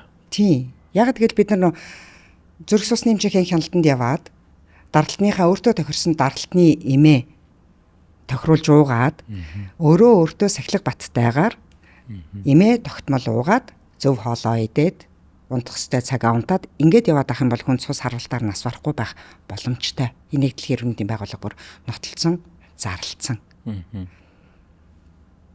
За хор тавдарч гэсэн бас адилхан мэдээж зүрх судасны өвчлөлтөнд ч байна уу, хор тавдартанд ч байна уу, удамшлын хүчин зүйлүүд бол нөлөөлж байгаа. Удамшлын хүчин зүйлүүдийг бол бид нар яаж чадахгүй. Гэхдээ түрүүний миний одоо яриад байгаа нөгөө урьдчилан сэргийлэх үзлэг, нөгөө эрүүл мэндийн боловсролоор бид нар энэ зүрх судасны өвчл хор тавдраас урьдчилан сэргийлж, бууруулж болох уу гэвэл болно. За молекул биологийн шинжилгээ, молекул генетикийн шинжилгээ маань уламжлалт шинжилгээнүүдээс юугаараа ялгаатай юм бэ гэхээр зэрэг эсийн РНК, ДНК-гийн төвшөнд очиж оншилдог ийм дэвшилтэт технологи учраас бүр ДНК-гийн төвшөнд. Тий. Ийм учраас илүү наривчлалтай, илүү их мэдээлэлтэй, илүү тодорхой оншилж байгаа юм. Энүүгээрээ ялгаатай. За тэг хэсэг завсралгаа аваад дуртахад манай подкасттай хамтарч ажиллаж байгаа өөр нэгэн байгууллага бол Нура Төв байгаа. Хиймэл оюун ухаанд суурилсан юм шинжилгээ авдаг газар. Би бас өөрөө Нурагаар бас үйлчлүүлж ирсэн. За тэгээд орчин үеийн техник технологи тулгуурлан одоо таны биеийн эрт үеийн өөрчлөлтүүдийг бол бүр ирлүүлэх боломжтой. Бид нар бол хиймэл оюун ухааны ач холбогыг аюу их ярьдаг. Маш их датаг цуглуулж авч хэрхэн зөв мэдээлэл боловсруулах вэ гэдэг. Тэгээд одоо Нурагийнхан маань бол 400 сая дата сулгууруулсан RILE гэдэг хиймэл оюунд суурилсан шинжилгээ хийж байгаа. Таны бие цацрагийн ачаал багтай бага тунд тодсгогч бодисгүй компьютер томографийн шинжилгээг хийж байгаа. За зүрхний титэм судасны кальцийн оноо, уушигны архаг бөглөрөлт өвчний эрсдлийг тоон үзүүлэлтээр наривчлан гаргадаг. Ингээд та одоо бие үзүүлээд ингээд маш тийм наривчилсан үр дүнг бол харж болно шүү гэдгийг хэлмээр байна. Эрт илрүүлж, эрүүл амьдрий. Нура Төв. Эрт илрүүлэх нь эмээх зүйл биш. Харин ирээдүйдээ итгэх итгэл юм. Эрт илрүүлж, эрүүл амьдрий. Манайхан яг миний ойр дотны хүмүүсээс ч гэсэн байна л да ингээд манад шинжилгээ өгөөд тэгээд Солонгост очиод өгсөн чинь бүр наривчилж гарсан чинь хавдар гараад ирдэг ч юм уу. Бүр ингээд тэгэхээр яг гоо мэдээж манай техник технологиос үлддэг. Гэтэл энэ молекул генетикийн юугаар бол бүр ингээд RNK, ДНК бүр одоо юу ч хажуугаар нь гарахгүйгээр бүр яг онцлох боломжтой гэсэн үг. Энэ 99.9%. Вау. Аха. Нэг лаборатори танаа залгаа байдаг лөө. Чи манай эмнэлэг дээр барилж байгаа манайхтай хамтран ажилладаг NGS молекул генетикийн лаборатори байгаа. Монголд өөр байхгүй. Монголд өөр юм лаборатори. Үүнтэй. Манай энэ хамтран ажиллаж байгаа NGS лаборатори маань болохоор Америкийн Illumina компани, Illumina брендийн тоног төхөөрөмжтэй. За ер нь бол манай салбарын эрүүл мэндийн салбарын нэг маш чухал онцлог байдгийг. Аппарат тоног төхөөрөмж үнэтэйч байсан аваа тавьчих болно. Эмнэлгийн байшинг барьчин. Үнэтэй аппарат тоног төхөөрөмжийг өстэй мөнгөөр нь байдаг юм уу, хөрөнгө оруулалтаар байдаг юм уу, зээлээр байдаг юм уу, аваа тавьчин. Энд дээр хэн ажиллах юм бэ? Тэр ажиллаж байгаа хүний нөөц боловсон хүчин жинхэнэ энэ үнэтэй орчин үеийн дэвшилтэд нарийн технологийн аппаратныхаа эд шидийг үзэх хүн болвол тэн дээр ажиллаж байгаа эмч, сувилагч, техникч, лаборант, эмнэлгийн мэргэжилтнүүд байдаг. Манайхтай хамтарсан ажиллаж байгаа NGS лаборатори маань NIPT буюу ургийн 13, 18, 21-р хромосомод буюу Дауны хам шинж, Птаугийн хам шинж, Эдвардсын хам шинж, Клайнфелдрийн хам шинж гих мэтчлэн хромосомын эмгэгүүдийг 99.9% магадaltaйгаар онцлно. Дээр нь нэмээд хүйсийг бас 99.9% магадaltaйгаар онцлно. Нөгөө юу бахад хевлит бахад нэг юу яж гэрт хідэн сартаад ингэн тэгнэ гээд ингээ бүр ингээ айгуу тийм нарийн. Тийм. Энэ NIPT шинжилгээг болохоор жирэмсэн их 8-7 хоногоос дээш хугацаанд хэдэн ч 7 хоногтой байхдаа хийлгэх боломжтой. За одоо манайд энэ шинжилгээний маань өртөг өндөр учраас эмч нар эрсдэл өндөртэй гэсэн ээжүүдийг манайх руу явуулж шинжилүүлээд байгаа юм. Ер нь Америкийн нэгдсэн улсын удирдамжид болон олон улсад бол юу гэдэг вэ гэхээр жирэмсэн ээж болгоныг NIPT шинжилгээ өгөхийг зөвлөдөг юм. Яагад гэвэл энэ маань хэрвээ түрүүний миний дурдсан хромосомын гажгуудтай байх юм бол эрт илрүүлчин. Тэгээд ээжийн сэтгэл зүйн хувьд болон тэгэл нөгөө хөрөнгө мөнгө эрүүл мэнд жирэмсэл тээлт том байхад онцлогдох тусмаа бас л ээжийн эрүүл мэндэд эрсдэлтэй хэцүү шттэ. Ямар нэгэн асуудал гарахад хүүхэд гараад ирэхэд сюрприз байхгүй л байх нь шүү дээ, тийм үү? Тийм, яг үнэ. Ялангуяа энэ хромосомын эмгэгүүдийг бол 99.9% аншилдаг ийм боломжтой. Бас юу яатсан мэлээ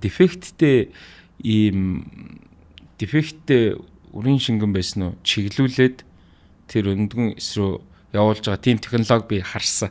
За. Тэгэхээр энэ генетик инженерчл гэдэг салбар маань өөрөө бүр энэ асуудлуудыг бүр хевлийн тухаас нь бүр шийдээд цаашаага нөгөө янз бүрийн одоо апдейтүүдийг гений хувьд ингэж хийх ийм хэмжээний ирээдүй хүлээж байгаа гэж. Та ер нь одоо яг энэ салбарынхаа ирээдүйг ер нь яаж харж байна? Ер нь бид нар ямар ирээдүй хүлээх бол? За гений инженерчлэл бол ер нь бол их эрчтэй хөгжиж байна л доо. Бид нарыг оюутан байхад болон эмч хийж яхад ч гэсэн юу гэж ярьдгаа вэхээр зэрэг ирээдүйд гений инженерчлэл хөгжөөд хүйсээ сонгож болдог болохын гинлээ гэж ярьдаг байсан. Одоо бол үгүй хүйсээ сонгож болдог болцсон. Цаашдаа гений инженерчлэлээр болохоор Ёстен Уэренкаденкагийн төвшөнд нь ажиллаад тэгээд хүссэн хүүхдээ бүтээх боломжтой. Одоо ээжийнхэн нүдийг нь авъя, аавынхаа хамрыг нь авъя ч гэдэг юм уу те. Ийм боломжтой гэж үздэг болсон. LeBron James-ийн атлетик чанарыг аваад Стивен Хокингийн тархийг хийгээд яг ингээд супер хүн бүтээх нь шүү дээ. Тийм. Тийм ээ. Тех боломжтой л гэж үзэж байгаа л та. Тийм. Би ингээд хүүдтэй амар хайртай, охиндоо амар хайртай. Ингээ ахаа хүүхдтэй бол ягаад чи ингээл охинтой л болмаар санагдаад байдаг байхгүй юу? Одоо жишээ гэхдээ мэдээж тэр чинь хүүхдээ ээжтэй ярьж байгаад нэг ганцаараа дураараа шийдэн ч гэж үг байхгүй. Гэхдээ би бол залуучуудад юу гэж зөвлөдгөө гэхээр зэрэг хүүхдийн хүйс бол яг хамгийн гол нь эрүүл хүүхдтэй болох нь хамгийн чухал шүү гэж зөвлөдөг. Яг үнэн тий. Миний үгийг битгий мушгаараа манах энэ зүгээр миний хувийн преференс шүү тий. Харин бид нар нөгөө ингээд юм гайхалтай дэвшлүүдээ ерөөсөө анзаардаг юм байна. Яг манай хажууд энэ манай хойно нөгөө юу байгаа? Үр шилжүүлэн суулгах төв билүү дээ. Бүр яг энэ манай хажуудлын байранд RMC. Тий. RMC яг хажууд байгаа. Одоо жишээ нь үр шилжүүлэн суулгах. За тэр эсийг хуваагаад ихэрлүүлэх тий. Энэ өөрөө ингээд одоо хэдэн жилийн өмнө гэвэл шинжлэх ухааны хувьд энэ гайхамшигтай дэвшил гэж хараад байгаа. саяхан л одоо юун тим юм. Тэгэнгүүт одоо нэг 10 жилийн дараа ч юм уу 20 жилийн дараа тий 3 гал имлэг дээр зүгээр хөссөн супер хүнээ бүтээгээд байж их ирээдүй амар ойрох юм санагдаад байна надад бол. За ер нь бол анхны хуруу шилний хүүхэд 1978 онд төрсөн. Тэгэхээр одоо анхны хуруу шилний хүүхэд маань хэдэн нас хүрж байгаа юм? 3 жилийн дараа 50 хүрэх гэж байгаа юм биш үү? Тийм болж байгаа. Тэгэхээр зэрэг шинжлэх ухаан маань ялангуяа 21-р зуун гарснаас хойш хангайхын шинжлэх ухаан бол маш хурдцтай хөгжиж байгаа л доо. Тийм. Тэгээд ялангуяа генийн инженерчлэлийн төвшөнд бол маш хурдцтай хөгжиж байгаа учраас сте амны бэлгээс аштын бэлэг маш гоё бэлэг дэмбэрэлтэй юм ярьлаа. Яагаад үгүй гэж? Тий, яагаад байж вэ? Яг хоо хүйс мөс сонгох бол яг хоо дараагийн асуудал. Гол нь тэр няраа эндэгдэл бага байх хэвээр, хүүхэд эрүүл байх хэвээр, аз жаргалтай орчинд байх хэвээр гэдэг тийм ээ. Ингээд гоё ингээд хүүхдийн их барих энэ тэр ингээд ярихаар мэдээж их гоё эерэг байт. За, жоохон Монгол улсад бол тулгамдж байгаа асуудал гэдэг юм бол энэ илэгний өвчлөл байна, хор тавдар байна. Бид нар яагаад хор тавдраар үхээд байгаа юм бэ? За хорт хавдар за та сая илэгний өвчлөл гэж хэллээ. Тэгээ илэгний хорт хавдар бол Монголд ер нь нэлээд өндөр. Энэнд юутай хамааралтай гэхээр зэрэг нөө шилэн шприц хэрэглэдэг байсан шүү дээ. Та нар мэдхүүгүй, та нар мэдхгүй байхад. Үгүй жоохон байхад байсан байсан. Байсан уу? За. Байлгүй байхгүй. Тэгвэл тэр миний амьдралын хамгийн том драма вэ? За яг үнэн тий. Зүүн могцсон тий. Тэгэл нэг юм могцсон зүгээр ингээл альсан цоохгүй тий. Бор арьс марьс ч гэзүү штэ бас. Харин тий. Тэр шилэн шприц хэрэглэдэг байх үе чинь шприцээ зүгээр буцлагчдаг. Тэгтэл илэгний тэр БЦ вирусүүд маань буцлахад устдаггүй юм байна л да. Тийм учраас тэр шилэн шприцээр одоо ингээл таныг тарьснараа намайг тариал тэгэл мөгийг тариал ингээл яваад ахаар зэрэг илэгний БЦ вирусын халтвар монголчуудын дунд маш өндөр байсан. Энийгээ дагаа тэгэл вирус гэдэг чинь дагаал илэгний хатварл тэгэл илэгний хавдар шүү дээ. Ийм учраас монголчуудын дунд илэгний өвчлөл илэгний хавдар маш өндөр байгаад байгаа. За харин тэр С вирусын эсрэг нэг хөтөлбөр явлаа шүү дээ бүтэн Монгол энтергээд. Тэгээ эднээс бол монголчуудад бас нэлээд олон монголчуудыг С вирусгүй болгосон ер нь иргэд их талархалтай байдаг тийм хөтөлбөр болсон. Илэгний Б дээр чинь вакцин гарчлаа. Тэгээ Б вирусын вакцин чи ер нь 5 жил тутам үзүүлж явах хэрэгтэй байдгийн. Вакцинад хариуллаа дархлаа тогтлоо. Тэгээд тэр дархлаа чинь сулраад идэг байхгүй юу. Тийм учраас 5 жил тутам Б-гийн дархлааг үзүүлээ суларсан байх юм бол вакцинад хариулаад яваад ах юм бол Б болон Д вирусын халтвар авахгүй байх. Эн чинь тэгэл нөгөө илэгний хатварал илэгний хавдраас урьдчилан сэргийлж байгаа эрүүл мэндийн боловсрал байхгүй юу. Одоо за танаа дээр чи яг ямар үйлчлэгчнүүд байна? Юунаас гадна те одоо их барих няраа хүүхдийн юунаас гадна. Гэхдээ яг манайх ер нь бол нэгдсэн эмнэлэг гэдэг маань бүхэл чиглэлийн үйл ажиллагаанууд явуулдаг. Их барих болон хүүхэд няраа маань тэргүүлэх чиглэл байгаад байгаа юм. За эднүүсээс гадна яг тодорхой дурдах юм бол дотор байна, мэс засал байна, том хүний болон хүүхдийн чих хамар хоолой байна, нүүд байна. За лаборатори бол үнэнхээр манай лаборатори супер.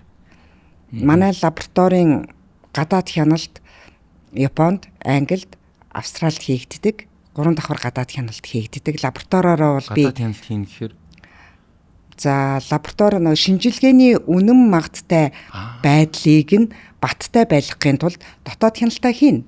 Лабораторийн эмч нар лаборантууд маань өдөр болгон ирээд өөрсдөө хяналтын усамлаа уншуулаад дотоод хяналтаа хий чинь дээр нэмээд чанарын хяналтаа одоо ямар аппаратн дээр ямар шинжилгээн дээр аль имлэг лавлгаа лабораторийн тэрэндээ хийлэг чинь тэгээд ишөө энэ нь бас тийм хангалттай биш л юм шиг байгаа. Одоо би бас лабораторийн эмч учраас мэдэхгүй л дээ. Манай лабораторийн эрхлэгч бол маш мундаг бэлтгэгдсэн, маш оюунлаг, маш чадварлаг эмч байдаг учраас би бүрэн итгэдэг. Бүрэн итгээд тийм тэр эмч бит хоёр анх 3 гал имлэг нээгдэх гээд төсөл явж байхад бит хоёр ийм зорилго тавьж ийсэн. Тэр 2008-9 оны үед чинь Монгол улсын шинжилгээнүүд гадаадд очиж шинжилгээ өгөхөр чи ерөөсө хүлээн зөвшөөрдөггүй байлаа шүү дээ. Ерөөсө таардаггүй. Тэгээ баяр жахлан эмч бит хоёр за хоёулаа манай эмнэлгийн шинжилгээ гадаадд очиод гадаадын шинжилгээтэй таардаг тийм л лабораторийг эмнэлэгтээ байгуулъя гэсэн зорилготой үнэт зүйлтэйгээр зүйлтэйгээр аудитор бүлээн зөвшөөрөгдсөн гэдэг яг үнэн яг тийм зорилготой эхэлж исэн юм. Тэгээд одоо зорилготой хүрсэн битээр маш их баяртай байдаг. Анхны зорилготой хүрсэн гоё мэдээг битээр хизээ сонсч ирсэн гэхээр 11 оны хавар манай эмнэлгээр нэгэн улсын их хурлын гишүүн үйлчлүүлээд тэгээ манай эмнэлгээр үйлчлүүлээд эмчлүүлж агаад Сингапур руу ниссэн. Тэгээд Сингапурд очоод эхнэрлүүгээ ярьсан бай. Хүүе энэ 3 галын шинжилгээнүүд чинь тест бүх миний нэмлэгийн шинжилгээтэй нийлж штэ гэж ярьсныг эхнэр нь ярьсан. Анхны хамгийн гоё баяртай мөч байсан. 12 сарын сүүлээр 23-нд байгуулад тэгээд 11 оны хавар нэг удирлын дараа. Тэгээд яг л бид нар зорилготой хүрсэн. Одоо бол би нүүр бардан байдаг. Манай эмнэлгийн шинжилгээнүүдийг Солонгост очсон эмнэлгүүч гэсэн бүр Туркийн ямар эмнэлэг вэ? Ажибадем. Туркийн Ажибадем гэдэг эмнэлэгт монгол эмч нар маань монголчуудыгаа эмчилчээд хяналтаа хийхийн тулд 3 гал эмнэлэгт шинжилгээгээ өгөөрэй гэж хэлдгийм байлээ. Би энийг мэддэггүй байсан байхгүй. Тэгээ өнгөрсөн 100 Туркид аялж агаад улаана эмчтэй танилцаад тэгсэн чи харин улаана эмч хүүе би өвчтнүүдээ ингээ 3 галт шинжилгээгээ өгөөрэй гэж хэлдгийг штэ. Танай эмнэлгийн шинжилгээ манай эмнэлэгт хүчин төгөлдөр гэж сонсох надад ястай. Үнэхээр гоё юм. Ямар ч хөвчлөл байгаагүй байсан юм байна шүү дээ. Ерөөсөө байгаагүй. Манай подкастын хамтран ажиллагчаар Active Garden ажиллаж байгаа. За Active Garden маань бол барилгын салбартаа яг цагтаа гэдгээр онцлогтой. Яг цагтаа ашиглалтанд ордог. 1-р ээлжнээс 4-р ээлжийн барилга хүртэл ингээ цагтаа орж байгаа. Би ч гэсэн өөрөө ямар ч байсан тэнд байр худалдаж авсан байгаа. За тэгээд мэдээж бол одоо яармаг нисгийн чиглэлд бол энэ тал дээр бол үнэхээр жишг болж байгаа. Энэ маань өөрөө давхар үн цэнийг бол бүтээж байгаа. За тийм учраас ч гэсэндээ Active Garden бол одоо миний хувьд бол одоо сэтгэл ханамжийн хувьд бол маш өндөр ийм гоё сонголт байгаа. Сая 10 сарын 31-нд 4-р ээлжийг ашиглалтанд бол оруулсан байгаа. Тэгээ та бүхэн ч гэсэндээ Active Garden дээр байр сонирхож ивэл 75 55 55 тэг дугаарт холбогдорой гэж хүсэж байна.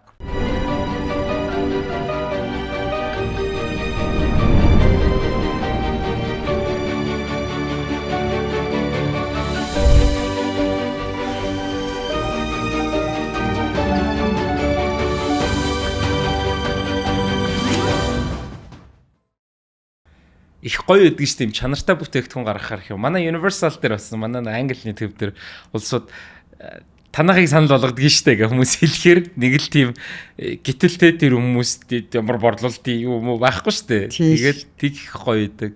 Би тэгээ сая ягаад яг юу лээ танад дээр яг юу байж гин гэж асууж ин ихтер зэрэг айгу тийм ерөнхий асуулт тавих гээд байна л да. За манайхан ингээд монголчууд өвдөж хавдна, шинжилгээний хариу сайн муу гарна. За боломжтой бол Солонгос юм. Гадагшаа юу? Шууд. Эсвэл тэнд очиж имжлүүл ингэн тэгнэ гэдэг тийм үү. Бид нар за одоо би бол 3 галын захиралтай ярьж байгаа учраас танай эмнэлэг дээр ер нь манай Монголд одоо ингээд хүн одоодны хор тавдар зүсдэг юм уу ямар нэгэн ноцтой ингээд ер нь энэ өвчнүүдийг Монголдо эмчлэх магадлал боломж хэр их байдаг юм бэ? Бид нэр одоо яагаад тэгэхээр ингээ хандив цуглуулад гадагшаага явдаг тохиолдлыг их харж байна. Иргэн тойронд ч гэсэн ах トゥ нар ингээл хамаг байдаг мөнгөө өрөөл гадагшаа явж байна. Монголдо энэ өвчтнийг ингээд мэдслийг хийгээд ингээд эмчиж болдгоо юм. За энэ бас л хоёр талтай. 2000 оноос хойш, за ялангуяа 2010-ад оноос хойш Монгол улсын эрүүл мэндийн салбар бол өсрөнгөө хөгжиж байгаа. Бүр үнэнхээр маш сайн хөгжиж байгаа. Одоо сүүлийн үед ямар оншилгоонууд байна, ямар аппарат тоног төхөөрөмжүүд байна, бүгдийг худалдаж аваад хэрэгжилж гин. Дээр нь нэмээд эмч нараа бас гадагш нь маш их явуулж сургаж бэлдэж байна. Энэ хэмжээгээрээ манай эрүүл мэндийн салбар бол маш сайн болсон байгаа шүү. За алдаа оноо бас байлгүй л яах вэ? Мерсэр алдаа онооднуудыг нь манай сэтгүүлчэд ингэж хит их дувилгэж, за миний нэг шүүмжилттэй ханддаг тал нь болохоор ингээ хоёр талын тэнцвэртэй мэдээллийг хангахгүйгээр нэг талын мэдээлэлтэйгээр ингээд сенсац тариад байгаа юм. Нэрээ тэгдэж шүү эднийхэн инглээ гэдэг яг бодит байдал дээр Одоо одоо сэтгүүл зүйн маань мэдээллийн тэнцвэртэй байдлыг хангах үүрэгтэй шүү дээ. Энийг хангахгүйгээр сенсац тариад байгаа нь нийгэмд өстэй маш хуралтай. Тийм. Тэгэнгүүт нийгэм ямар ойлголттой вэ гэхээр монголчууд чаддгүй ерөөсөө л гадагшаа яв. За энэ нь заримдаа бас онноо. Заримдаа хавдар тусаад яг эмчлэгдэх боломжтой цаг үедээ зөв газараа зөв эмчдэрээ очисон тохиолдолд амь нас нь аврагдах, бүрэн төгс эмчлэгдэх энэ төр бас боломжтой байдаг. За ихэвчлэн монголчууд хавдрыг 3-4-р шатанд нь оруулсан тий. Эмчлэхээс хэтэрсэн тий. Энэ эмчилгээгүй штэ гэж монгол эмч хэлээд байхад монгол эмчийн үгэнд итгэхгүйгээр маш их зардал гаргаад амьдралаа, амжиргаагаа ингээд хид хідэн гэр бүлээ эрсдэлд оруулаад яваад бүх мөнгөө өгчөөд тэгээд хүнчгүй мөнгөчгүй болоод ирдэг юм гашуун түүхүүд бол маш олон байгаа. Тэгэхээр би энийг юу гэж хэлмээр вэ гэхээр аль талаас хамтарч ажилламаар байгаа юм. Иргэд маань өөрсдөө эрүүл мэндийн төлөө хариуцлагатай байх. Эмчийн үгэнд орох өвчнийг эмлэг өвчтөн аль талаасаа тэгш оролцоотой байж ижил өвчнийг хард гарна ш. Тэрнээс биш эмч эмлэг хоёр таны өвчнийг эдгэхгүй. Та эмээ уу гэсэн цагт нь уудаг байх. Яг л ийм хоол идээр энийг болохгүй шүү гэсэн бол энийгээ баримталдаг байх. 8 цаг унтаараа гэсэн бол унтдаг байх. Дасгал хөдөлгөөнөө өдөр болгон яг энэ дасгалаа хийгээрэй гэсэн бол хийдэг байх. Ингэж өвчнийхээ хард гарах үүрэгтэй. Энийгээ бас иргэд ухамсарлах ёстой. Дээр нь нэмээд эмч эмнэлгийн мэрэгжилтнүүд маань бас өвчтнүүдтэй бид нарыг оюутан байхад багш нар маань ингэж сургадаг байсан юм аа. Энэ чиний ээж, энэ чиний аав, энэ чиний хүүхэд гэж бодож ингэж өвчтөндөө ханддаг бай. Энэ ерөөсөө тэр чигтээ нөгөө эмпати чадвар байгаа даа. Бид нарыг оюутан байхад манай багш нар ёстой үнэнхэрийн салбарын ноён ориглууд байсан би бол маш хацтай гэж өөрийгөө боддгийн. Тэгж сургадаг байсан. Тэгэхээр одоо ч гэсэн эмч нар маань бас өвчтнүүдтэй тэгж ханддаг байгаасай. Нэг юм хам хум битгий хандаасай.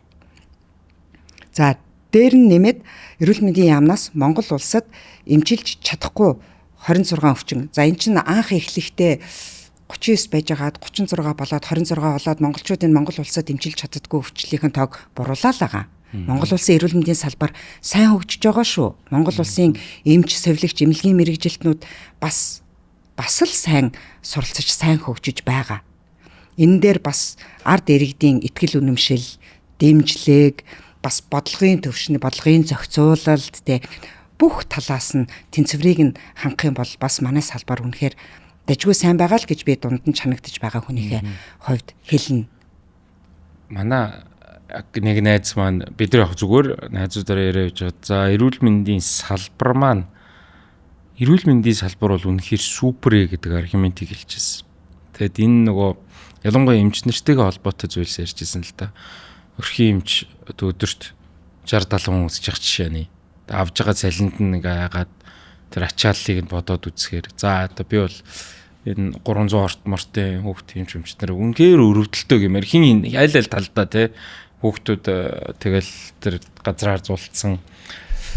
Тэгээд манай энэ эрүүл мэндийн салбар маань өөрөө одоо өстөнөр сайхан сэтгэлтэй зүгээр сайхан сэтгэлтэй гэж хэлмээр байна. Тэр чинь цалин үлсэн ханаач хүрэхгүй. Ийм эмчнэрийн нуруунд дээр тогтоод байна уу? За тэгээ эрүүл мэндийн салбарын үнэн бодит байдал одоо энэ алдагдaltaй ажиллаж байгаа байдаг юм уу? Энэ тал дээр Монголын эрүүл мэндийн салбарыг та юу гэж дүгнэхээр байна? Ялангуяа эмч одоо энэ дээр одоо бас салбарын хэмжээнд бидэнд бас шийдэл байх ёстой байх л та. Манай шийдвэр гаргах нар ч гэсэндээ хараал байж байгаа. За тийм эрүүл мэндийн салбар бол үнэнхээр супер гэдгийг би сая ч хэллээ, тантай ч санал нэг байна. За тэгээ сайхан сэтгэлтэй гэж тодорхойлж болно. Гэхдээ би нэмж юу гэж хэлмээр байна гэхээр зэрэг мэрэгжилдээ чин сэтгэлээсээ хайртай. Үнэхээр эмчийн, совилогчийн, лаборантын мэрэгжилдээ чин сэтгэлээсээ дуртай, хайртай. Дээр нь нэмээд сайхан сэтгэлтэй, ур чадвартай ийм эмнэлгийн мэрэгжилтнүүдийн нуруунд дээр тогтож яваа. Салбар өнөөдөр маш хүнд байна. Улас, хувь гэлтгүй салбарын маань нөхцөл байдал маш хүнд болчлоо. Энэ дээр бол би юу гэж боддгоо гэхээр зэрэг нөгөө эрүүл мэндийн даатгалаас хамааралтайгаар салбар хүндэрчээд нь шүү дээ. Яагаад хүндэрчээд ийм гэхээр эрүүл мэндийн даатгалын ерөнхий газар маань гүйцэтгэлээр хийсэн санхүүжилтээ өгдөггүй. Одоо улсын эмнэлэгт яаж байгааг бол би мэдэхгүй байна. Хувийн эмнэлгүүдэд бол одоо 7 сараас хойш ингээл 7-8-10 сарын санхүүжилтүүд 9 сарын санхүүжилтүүдийг өгөөгүй. 10 сарын 1-ээс эхлээд хувийн эмнэлгээр хувийн эмнэлэгт санхүүжилт өгөхгүй болчихсон. За би энийг юу гэж харж ийн гэхээр үндсэн хууль зөрчөөд энэ бол гэж би өөрөө харж байгаа юм. Жишээ нь иргэн пөрөвсүрэн 3 гал эмнэлгээр үйлчлүүлмээр байна уу? Их хүүхдийн эрүүл мэндийн үндэсний төр үйлчлүүлмээр байна уу? Энэ бол би үндсэн хууль заагдсан эрхээ эдлээд сонголтоо үйлчлүүлэх хүсэлтэй байна шүү дээ. Тэгтэл би 3 гал эмнэлгээр үйлчлүүлмээр байхад 3 гал эмнэлэгт эрүүл мэндийн даатгалын санхүүжилт өгөхгүй болохоор зэрэг би төлбөрөө төлөөл үйлчлүүлэх болж байгаа юм. Тэгэхээр энэ дээр тий ард иргэдэд нөгөө эрүүл байлгах, дээрэс нь ялгуургүй тэгш байлгахын тал дээр бол яг энэ бол үндсэн хуульд байгаа асуудал л да. Тийм би ингэж харж байгаа. За тэгтэл одоо нөгөө санхүүжилтээ өгөхөө болчихор чинь зэрэг манай эмнэлгээс эрүүл мэндийн даатгалын санхүүжилтийн дэмжлэгтэйгээр үйлчилгээ авах хүсэлтэй иргэд маань үйлчлүүлж чадхаа болцсон. Эрүүл мэндийн даатгалын санхүүжилттэйгээр манайх тусламж үйлчилгээ үзүүлснээр ямар давуу талтай байсан бэ гэхээр нөгөө улсын эмнэлгийн ачааллаас чинь хөнгөлөлцдөг байсан. Одоо манай жирэмсний хяналтанд явах, одоо манайд төөрөхтэй, манайд няраага үзүүлэх, одоо энэ амьсгалын замын халдвар өндөр байгаа үед улсын эмнэлгүүч ёстой нөгөө газраар зулж штэ. Тэр мэр улсын эмнэлгийн хитэрсэн хүлээлт ихтэй байгаа тусламж үйлчилгээнүүдээс нь манайх хуваалцдаг байсан чинь даатгалын санхүүжилт байхгүй болсноор иргэд энэ тусламж үйлчилгээг авч чадхаа болцсонтой холбоотойгоор манай эмнэлгийн хүчин чадал буурж байгаа юм. Тийм байна. За энэ ч яг хөө төлбөртэй тусламж үйлчилгээ авах иргэд нь бол манайхаар үйлчлүүлээд явж л байна. Бас нэг 15 жил болцсон брэнд, хүлээн зөвшөөрөгдсөн брэнд. Дашрамт хэлэхэд үйлчлүүлэгчид иргэд юу гэж тодорхойлдог вэ гэхээр 3 гал эмнэлэг бол чанар юм а гэж тодорхойлдог юм. Энийгээ мэддэг хүлээн зөвшөөрөлтсөн үйлчлүүлэгчид маань үйлчлүүлээд байж байгаад бол би маш талархалтай байна. За асуудал юун дээр хүндэрч байна вэ? Даатгалын ерөнхий газраас санхүүжилтээ өгөхгүй байдаг. Тэгтэл манайх чинь худалдаа авалт хийсэн эмнэлгийн хэрэгсэл аппарат тоног төхөөрөмжийн компаниудаа мөнгө өгч чадхаа байсан. Нийгмийн даатгалын шимтгэлээ төлж чадхаа байсан, татвараа төлж чадхаа байсан. Тэг өгөхгүйгээ тайлбарлаж гин үү? Юу гэж байна? Өгнө л гэж байна. Өгнө. Тэгсэн чинь одоо нөгөө манайхаас эмнэлгийн хэрэгсэл, манайд эмнэлгийн хэрэгсэл аппарат тоног төхөөрөмж нийлүүлдэг компаниуд чинь цаашаага яг манайх шиг юм нөхцөл байдалд орсон. Тэгэнгүүтээ системээр гаццсан байна. Системээр гацсан. Тэгэнгүүтээ манайд за одоо танах мөнгө өгөхгүй юм бол манайх танайд ариун байлыг нийлүүлэхэ боллоо. Манайх танайд халдвар гүйтгэлийн бодис нийлүүлэхэ боллоо. Манайх танайд антибиотик нийлүүлэхэ боллоо.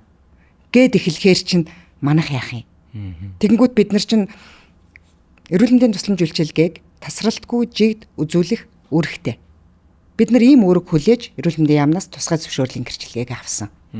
Тэгтэл агаар ус мэд хэрэгтэй нөө тусламж үйлчилгээний шат тутамд хэрэгтэй байгаа зүйлсийг маань нийлүүлэхгүй гэхээр бид нар тасралтгүй жиг тусламж үйлчилгээгээ зогсоох эрх биднэрт байхгүй. Хэрвээ бид нар энэ тусламж үйлчилгээгээ зогсоолоо гэх юм бол удирдах дээд шатны байгууллагуудаас маань биднэрт арга хэмжээ авч тусгай зөвшөөрлийг чинь хураан шүү. Тийм учраас бид нар яаж амьдарч ийн гэхээр зээл авна. Нөгөө арилжааны банкнуудаас хүн төртэй зээл авна. Тийм. Одоо тэгэл сте даатгал ерөнхий газар минь санхүүжилтээ өгөөч гээл ингээл залбирч гуйгаал мөргөөл ийм л нөхцөл байдалтай байж байна. Манай подкастын хамтран ажиллагчаар Тэнгэр Travel ажиллаж байгаа. Дэлхийн 10 гаруй орны 30 гаруй хөтөлбөрөөр жилийн 4 үйлрэл ингэж ажиллуулж байгаа, явуулж байгаа хүмүүсийг. За тэгээд Тэнгэр Travel маань бүр 2004 оноос хойш үйл ажиллагаагаа явуулж байгаа. Одоо 20 жилийн өмнө бол Дутаагүй бомб Бээжин рүү одоо явж исэн бол одоо тэгээд дахиад цаашаага 2005 6 оноос чинь ингээд бүр газрын яваач ингээд одоо Хайнан руу. За тэгээд ер нь гой нөгөө ялангуяа одоо өвлийн үйлрлэлээр бол 7 орнууд бол байгаа юм л да. Хайнан, Чежу, одоо Дубай, Сингапур, Вьетнам гэдэг. Тэгээ бүр ингээ Мят, Хүннүвэр, Изинистэй ингээд ер нь л тэргүүлэх airline компаниудтай бас ингэж хамтарч ажиллаж байгаа. Дэлхийд дахны хөгжил, цэцэглэл, бүтээн байгуулалт энэ сайхан зүйлсийг одоо дэлхийдээ мөр зэрэгцэн алхахад хүмүүсийнхаа нүдийг тайлахад одоо их сайхан буянтай бизнес хийдэг ийм газар бол Тэнгэр Travel бол мэдээж бол байгаа. За тэгээ бүр 2006 оноос бол одоо нөгөө бидний байнга одоо явдаг Зүүн Азийн, Тайланд, Сингапур, Малайз, Хонконг, Макао гар бол да аялуулж ирсэн. Одоо бидний л одоо аялал жуулчлалын анхны сайхан гүүр нь болж исэн гэж хэлж болно. Тэгээд Тэнгэр Travel бас айгүй тийм airline юунууд дундаа энэ салбар дундаас айгүй тийм creative бүтээлч бол байдаг.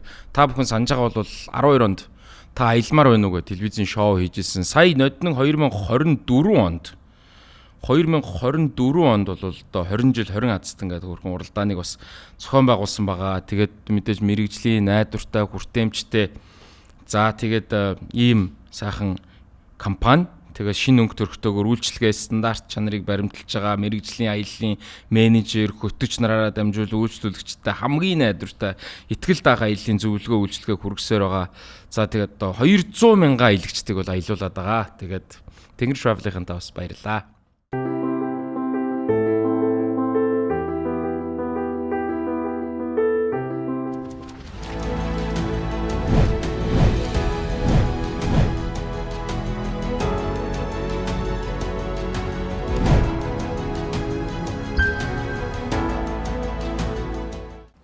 Цингүн гишүүнтэй ярьж хахад нэг юм ярьжсэн. Хэрвээ Улаанбаатар хотод 3 өдөр дараалаад хасах 40 градуслах юм бол Улаанбаатар хот хөлдөх юм гинэ. Бид нэр ингээд бурхны авралдоор л амьдарч байгаа юм байна. Одоо захилгаан станц, эрчим хүчний салбарын бага байдал. Эрүүл мэндийн салбарыг харахаар адилхан ерөөсөө юм сайхан сэтгэлд эмчнэрийн нуруунд дэр өчдөг. Онцгой байдал. Одоо сая ерөнхий сайд нэг юуг гинти ослын юуг танаа хийчвэ ячуу төсвийг тэгэнгүүт төмөр гарлаа үер боллоо сайхан сэтгэлтэй хүмүүсийн л одоо тусламжин дээр биднэрт зөв тогтвортой бодлого систем шийдэл хэрэгтэй болохоос хүний сайхан сэтгэл дээр ингэж улс орон тогтмооргүй байгаа байхгүй. Яг уу сайхан сэтгэл гэдэг нь сайхан үг боловч тэр эрүүл мэндийн даатгалын мөнгө тогтмол хугацаанд орж ирж байдаг. Тэр эрүүл мэндийн салбарын санхүүжилтийн хүүхдүүд зулаад байгаа. Тэр төсвийн хуваарлалт дээр тэр төсвийн ирэмб эцэц хүний эрүүл мэнд гэдэг хамгийн чухалд ирэмблэгдэхгүй юм. Манайх одоо би үнэхээр одоо яалтчгүй соёлын яамыг бол жишээ нь жижиглээс орох байхгүй. Жилийн 330-40 тэрбумын санхүүжилттэй. Гэтэл энэ ч улсын эмнэлэг, хувийн эмнэлгүүд ингээд бүгд л хинэ янаагүй хүнд байдалтай байгаа гэдэг. Тэгэхээр энэ өөрөө бодлогын алдаанаас болж эрүүл мэндийн салбар болон улмаар үр хөвгттэй эрүүл мэнд нь чухал бид бүгд хохироод байгаа байдалд ороод байна тийм ээ. Хохирж байгаа үст.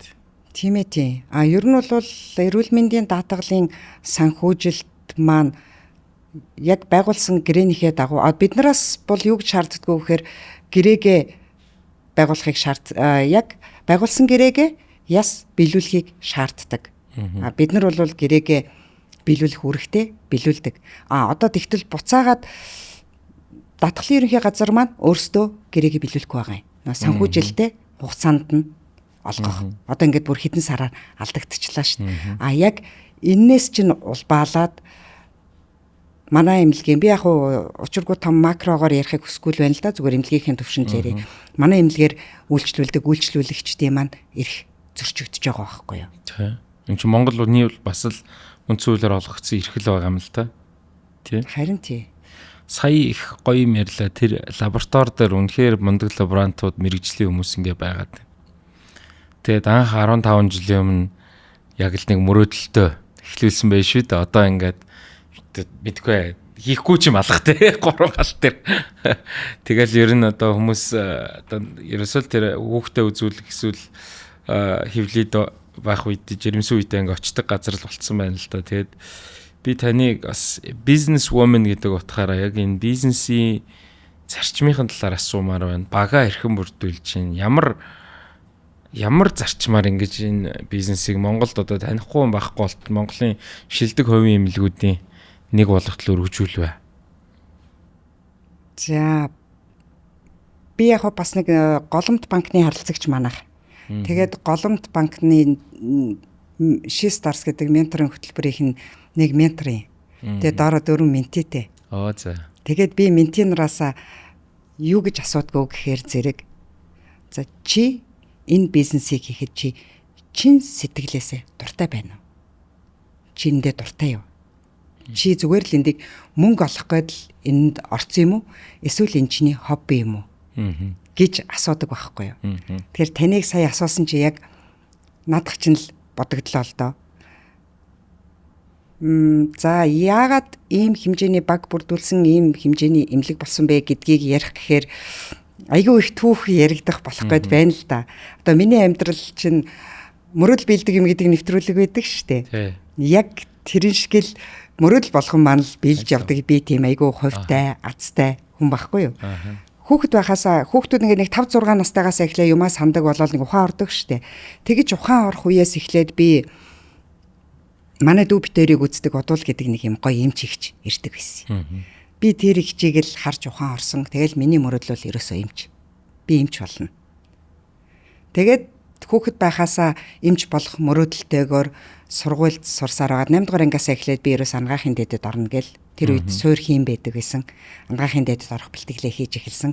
Тухайн үеийн ангаахын дэд бол өстой одоогийн Harvard, Oxford, Stanford байлаа шүү дээ. Ингэрээ татгсан мэт тийм ээ. Топод ордог тийм л сургууль байсан. За тэгээд ангаах ухааны их сургуульд орж чадсан. Энэ бол мөрөдлийн манд өнгөж эхлэл байсан. 4-р курст орохоор зэрэг их барих эмэгтэйчүүдийн хичээл ордгийн. Их барихын хичээл. Тэгээ их барихын хичээл орж исэн чинь нэг их барихын багш маань надад ингэж хэллээ. Профессорын чи их барих эмэгтэйчүүдийн эмч болохгүй мүү? Их барих эмэгтэйчүүдийн эмч чинь ингээд яг чам шиг юм шаламгай, хурдан шийдвэр гаргадаг, жижигхэн гартай. Тэгээд ийм юмд эвд үйтэй ийм эмч айгуу сайн их барих эмэгтэйчүүдийн эмч болдгийг шүү дээ. Би чамайг их барих эмэгтэйчүүдийн эмч болох хүүхэд байна гэж харж ийн гэл хэлцэн. За тэр үг бол миний толгойд шууд хадагдсан. Тэгэл би их барих эмэгтэйчүүд гэдэг юмд дурлсан. Эсвэл ерөөсөө эргэлт буцалдгаа дурлсан. Тэгсээр байгаа л ангаах ухааны сургуулиа төгсөөл их барих эмэгтэйчүүдийн эмч резидентурт сурсан, магистрантурт сурсан, их барих эмэгтэйчүүдийн эмчээрээ сурсан. За манайх ер нь бол 3 гал эмнэлэг маань 3 гал групп их юм багхгүй юу? 3 гал групп гэдэг маань манай аавынх, манайх, манай дүүгийнх гэсэн 3 айлын гал голомт юм аа. Тийм. Тэгээд сурчаад хэсэг бизнес хийсэн чинь даяаж дандаа сураад авах амьдралаа хөл дээр нь босох хэрэгтэй байна шүү дээ залуу гэр бүл. Тэгээд 2000 онд Польш улсад бас л нөгөө бизнесийн Норд хотлийн дэлгүүрхээр зэрэг манайхан мэддгийг. Эсвэл Монголд 92 онд анх удаага брэнд оруулж ирж исэн манайх. Тэгээ Норд хотлийн дэлгүүрийнхээ ажиллаар Польшд явж хагаад өвдсөн. Өвдсөн чинь харилцагчид маань намайг үйлчлүүлдэг хувийн эмнэлгээрээ үйлчлүүлэхгүй юу. Тэнд миний нүд нэгц. Ваа. Эмнэлэг гэдэг чинь. Эмнэлэг гэж ийм юм байт юм бэ штэ. Ямар гоё юм бэ. За энэ эмнэлгийг би байгуулахгүй бол өшөө өөр хин гэж. Тэгэл тэнд өстэй анхны эмнэлэг байгуулах тийм оч ассан мөрөдөл маань би болж исэн. Ямар гоё. Тэгэл 2000 оноос эмнэлэг гэсэн мөрөдөл бодогдол явуулсан. Яг хуу эмнэлэг байгуулахаас өмнө резидентур магистрантурт сурчаад би мэрэгчлэр ажиллаг үлдээ шууд бизнес хийгээд 8 хийгээд явж исэн. Тэр хооронд надад ёстой эмчийн мэрэгчлээс босод бүх юм байсан. Гэхдээ би нэг юм аз жаргалгүй нэг юм дотоо. Тэгээд тэр юм бол би өстэй нэг дурлж сонгосон мэрэгчлэрээ ажиллахгүй байгаа юм байна гэдгийг би тэр эмнэлэгт ороод мэдэрсэн байхгүй юу. Тэгэл за окей би энэ эмнэлгийг Монголд байгуулна гэсэн мөрөөдөлтэй 2000 оноос байж исэн. Тэгээ 2003 онд өнөөдөр манай хүүгийн төрсөн өдөр, миний анх ээж болсон өдөр. Тийм үү? За ямар ч байсан баяр хүргэе танд. Баярлалаа. Хүн хэд хүрж байна? 22 хүрж байна. 22. Пэх би ч баг 22 шүү дээ. Тийм үү? Тийм бах уу? Би бас ийм 22-т өнжгөж байгаа байхгүй. Нэ сурна тэгээд 8 хийн мөнгө олно гэж явсаар хагаад нэлээ орой ээж болж исэн. Тэгээ 2003 онд хүүгээ төрүүлэхэд би чинь өргөн амарч газар төрж байсан. Тэгээ Монгол улсын ардын эмч хөтөлмөрийн Баатар Жав гэдэг хүний шав байсан би. Тэгээ багш маань бурхандаа явсан ч гэсэн одоо болтол би багштай маш их талархаж явдаг. Тэгэхэд чинь би чинь одоо 1-р төрөхдөө өөрөө их барих эмэгтэйчүүд эмч жав багш энэ гарын шав их л эрхэл төрж байгаа штэ. Жигтэйхэн эрхэлж төрн тэгэхэд л надад нэгдүгээрт хэцүү байсан, хоёрдугаарт тэнд байгаа тэр ээжүүдийг, уйлаад байгаа ээжүүдийг харахаар би өстэй айгүй өрөвдөжсэн байхгүй юу. Би өөрөө жоохон эмпати чадвар өндөртэй хүн юм шиг байгаа юм. Амар өрөвдөжсэн. Тэгэл энэ ээжэд тусалчихсан гэл манай нөхөр намайг сахижсэн. Одоо манай эмнэлэг болохоор нэг өрөөнд төрсөн ээж маань нөхөртэйгээ хүүхдтэйгээ л байдаг. Тэр санааг би өөрөө нэгдүгээр төрөхөд төрж явахдаа олсон юм. Ийм байж ээж 5 дахьтай байдаг юм байна. Ийм байж ээж аав хажууд нь байж ээж хурдан тэнхэрдэг юм байна энэ. Тийм өөрөө ах уу ачаал авах тал дээр. Манай эмнэлэггүй. Төрөх тасаг маань ер нь 30 өрөөтэй. Энэний маань яг 18 өрөөнд нь төрсний дараах ээжүүдийг аавна. Бусд нь болохоор зэрэг төрсний өмнөх тэгээд патологийн өрөөнд тэргээд явж идэг. Тэгээд би нөхрийгөө намайг сахижаахт нь энэ ээж уйлаад энэний ээжийн хүүхэд уйлаад ингээл хүүхдийг аваад ирэл хүүхдийг нөхөлж өгөөл байдаг байсан байхгүй юу. Тэгээд жорлон нь айгүй хоол. Тэр чин төрцөн, ойдолтой, кесаревт орцсон. Тэгээд хүүхдээ тэрчээд ингээл уйлал хам тушаалж жорлонлоо түшээ жорлон руугаа явж байгаа ээжүүд мэжүүч айгүй өрөвдмөр шүү дээ. Тэгээд би за ерөөсөө ингэж болохгүй юм байна. Тэгэхэд надад эмнэлгийн санаа бол байж исэн. Дотроо 0-тай байх хэрэгтэй мэн, шүршүүртэй байх хэрэгтэй мэн. Нэг өрөөнд нэг ээж нөхөртэйгээ хүүхдтэйгээ байх ёстой юм байна гэдгийг яг төсөл болгож тэгж бичээгүй ч гэсэн миний толгойн дотор ингээл төсөөлөгдөөл яваад байгаа юм. Тэгж байгаа л эмнэлгээ байгуулж исэн. Тийм биш. Пөөх наадах чинь бүр анх за 92 он тэр Норд гуртын дэлгүүрээс хулаад гэж ярих юм бол те энэ чинь нэг юм байгууллага хүртлээ 18 жилийн процесс байсан биз дээ тийм ээ. Тийм яг эмнэлгийн санаа олох маань бол 2000 онд 2000 он за 10 жил болж байна. Ер нь бол ингээл эн чинь нөгөө даалуу ингээ араасаа ингээд нэг явж байгаа л эффект л гэж хараад байна л да. Тийм. Энэ яг ингээ бодохоор би хувьдаа одоо юм бодлын хүч гэдэг юм итгэдэг болоод байгаа. Хүн бодоол ингээд тэр зүйлийг ингээд хөөртөө ингээд бодсоор байгаа татаад ургуулад бий болгочдөг. Энд та хэр итгэдэг вэ? Урд нь би мэддэггүй байсан. Одоо бол маш их итгэдэг. Нэг ёсондоо би манифест хийгээд исэн байгаад байгаа байхгүй юу? Тийм одоо бодохоор би өөрөөсөө тэр удуул эмчийн оронд тэр цагаан халааттай эмчээр би дандаа өөрийгөө төсөөл ингээд чагнуур зүтсэн. Тэгэл хүүхэд байхаас өөртөө манифест хийсээр байгаал тэгэл одоо яг энд хөрсөн. Тэгээд яаж ийм олон хүлээн зөвшөөрөгдсөн те шилдэг эмнэлгүүдийн нэг болсон бэ гэдэг нууц маань ч юм уу одоо арга барил маань ч юм уу ерөөсөө энэ би мэрэгжилдээ чин сэтгэлээсээ дуртай. Энэ миний мөрөөдлийн мэрэгжил, энэ миний мөрөөдлийн эмнэлэг дээр нь нэмээд би Монгол улсын эрүүл мэндийн салбарт өөрийнхөө чадах хэмжээгээр л урагш нь ахиулах юмсан гэж боддог, хичээдэг. Бас тодорхой хэмжээгээр миний хувь нэмэр ороод явж байгаа ч гэж боддог. Манай подкастын хамтран ажиллагчаар 101 жилийн түүхтэй нэгэн гайхалтай компани бол орж ирсэн. За энэ бол MG Motors. Би бол өөрөө MG Motors-оос бол одоо машина бол авсан байгаа. За тэгээд ер нь бол одоо энэ чанарын хувьд эдлгээ даах, бат бөх байдал, найдвартай байдлаар бол алдартай. Английн бол MG Motors гэдэг брэнд бол байгаа. Тэгээд та бүхнийг бас одоо мэдээж тийм ээ машин тэрэгнийхээ хэрэглээг сонгох бол MG Motors-ыг бол бас зөвлөмөр байгаа. Тэгээ үний хувьд бол ерөөсөө 40 сая төгрөг байхад одоо ер нь бол эхлээд те урьдчилгаанд ингээд 10% төлөөд эсвэл ингээд банк болон банкуй санхүүгээс бол одоо авах бол боломжтой 40 сая төгрөгийн үнэтэй машин байгаа. За тэгээд 10%-ийг бол урьдчилгаанд төлж ингэж авах бол банкар болон банкуй санхүүгээр бол дамжуулан авах бол боломжтой байгаа. За тэгээд нэг албан ёсны эрхтэй учраас нэг сэлбэг захиалга, засвар үйлчлэгээг бол ингэж албан ёсоор хийж байгаа. За тэгээд мэдээж дэлгэрэнгүй мэдээллийг 75 55 тэг дугаараас одоо авах боломжтой байгаа шүү. Хамтран ажиллагч MG Motors. Энд бас сургамж байна л да. Тэр манай залуучууд маань тэг хүсэж байгаа юм а манифест хийх гээд үз тийм ээ. Би бол одоо англи хэл заах. За тэг мэдээж хүнтэй ярилцлага хийх, stand up comedy хийх, сонгуулаар сэлэм эргүүлээд явах. Би бүх ажилтад дуртай байхгүй юу? Сакс ярих юу гэдгийг те гоё шинжил хөтлөх энэ төр гээд.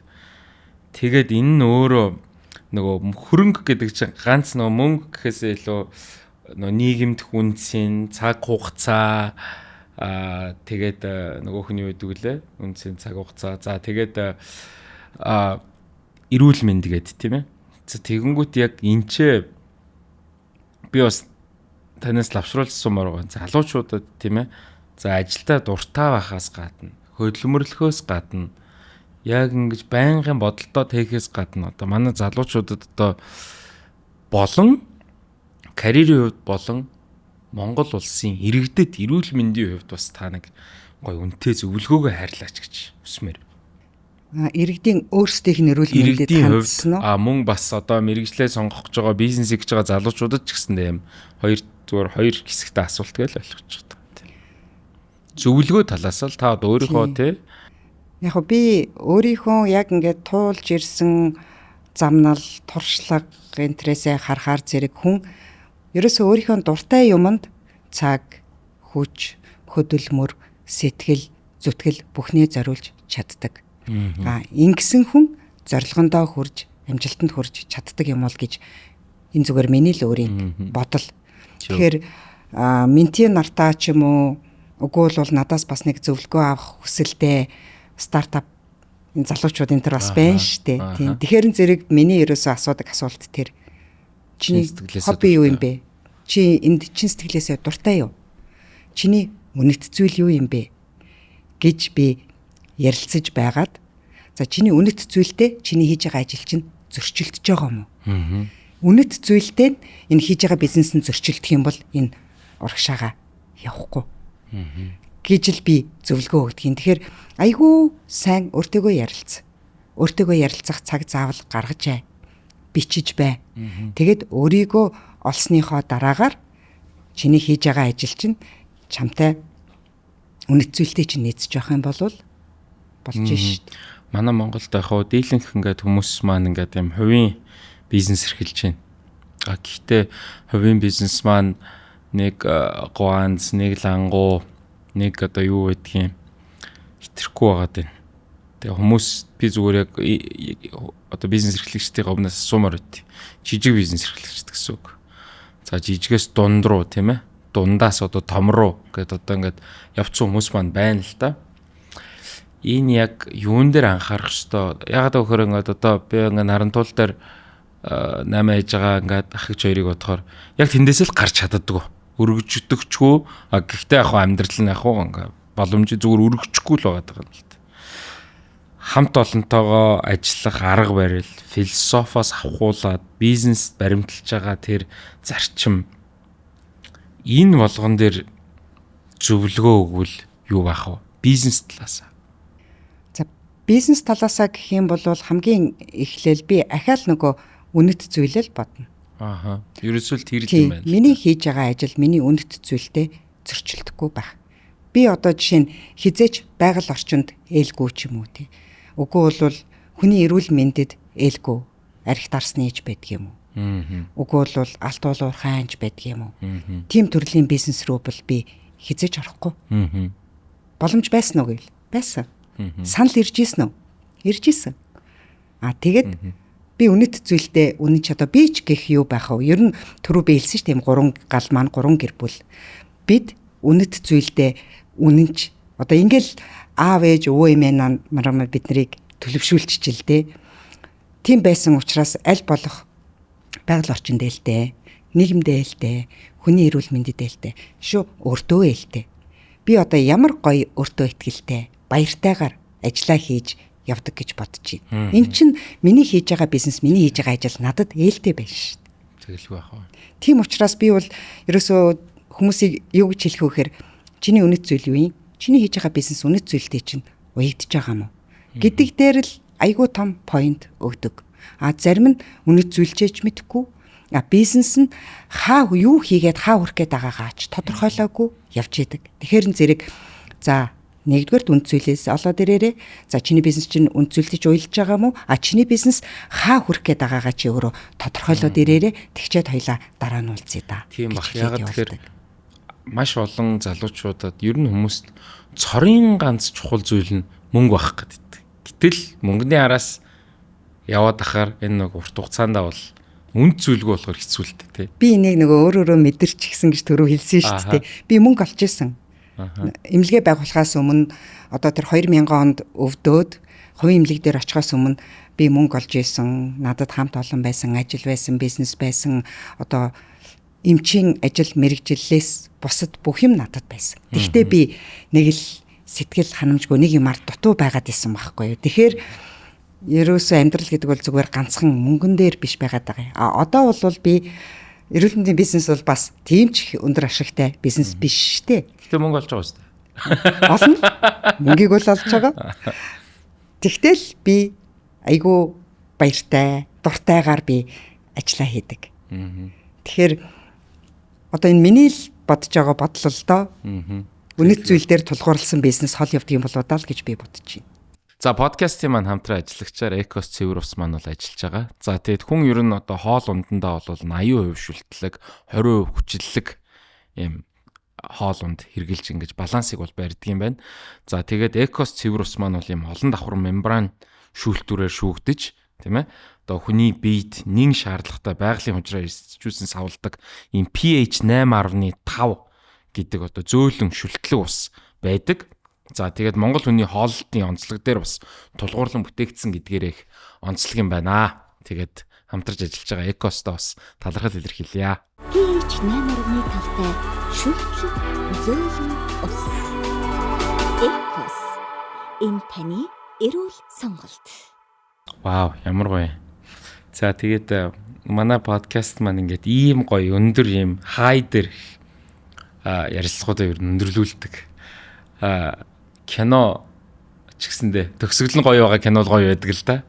Тэгээд таны үнд зүйл, үнцэн, зарчим хийж байгаа, ирмэлзэж байгаа зүйлс. За тэгээд дэлхийн хамгийн дэвшилтэд технологиг оруулж ирж хүний аймаа урж байгаа. За энэ хөвлөд байгаа Монголын мянган өрсийн өмнөөс хариуцлага хүлээж байгаа. Энэ замналд бол үнэхээр бахархаж байна. 15 жил болсон байна. Дахиад 15 150 жил яваасаа гэж өрөөмөрөө компаниуд чинь гадны компани 100 200 жилээр л яригдчих шүү дээ, тийм ээ.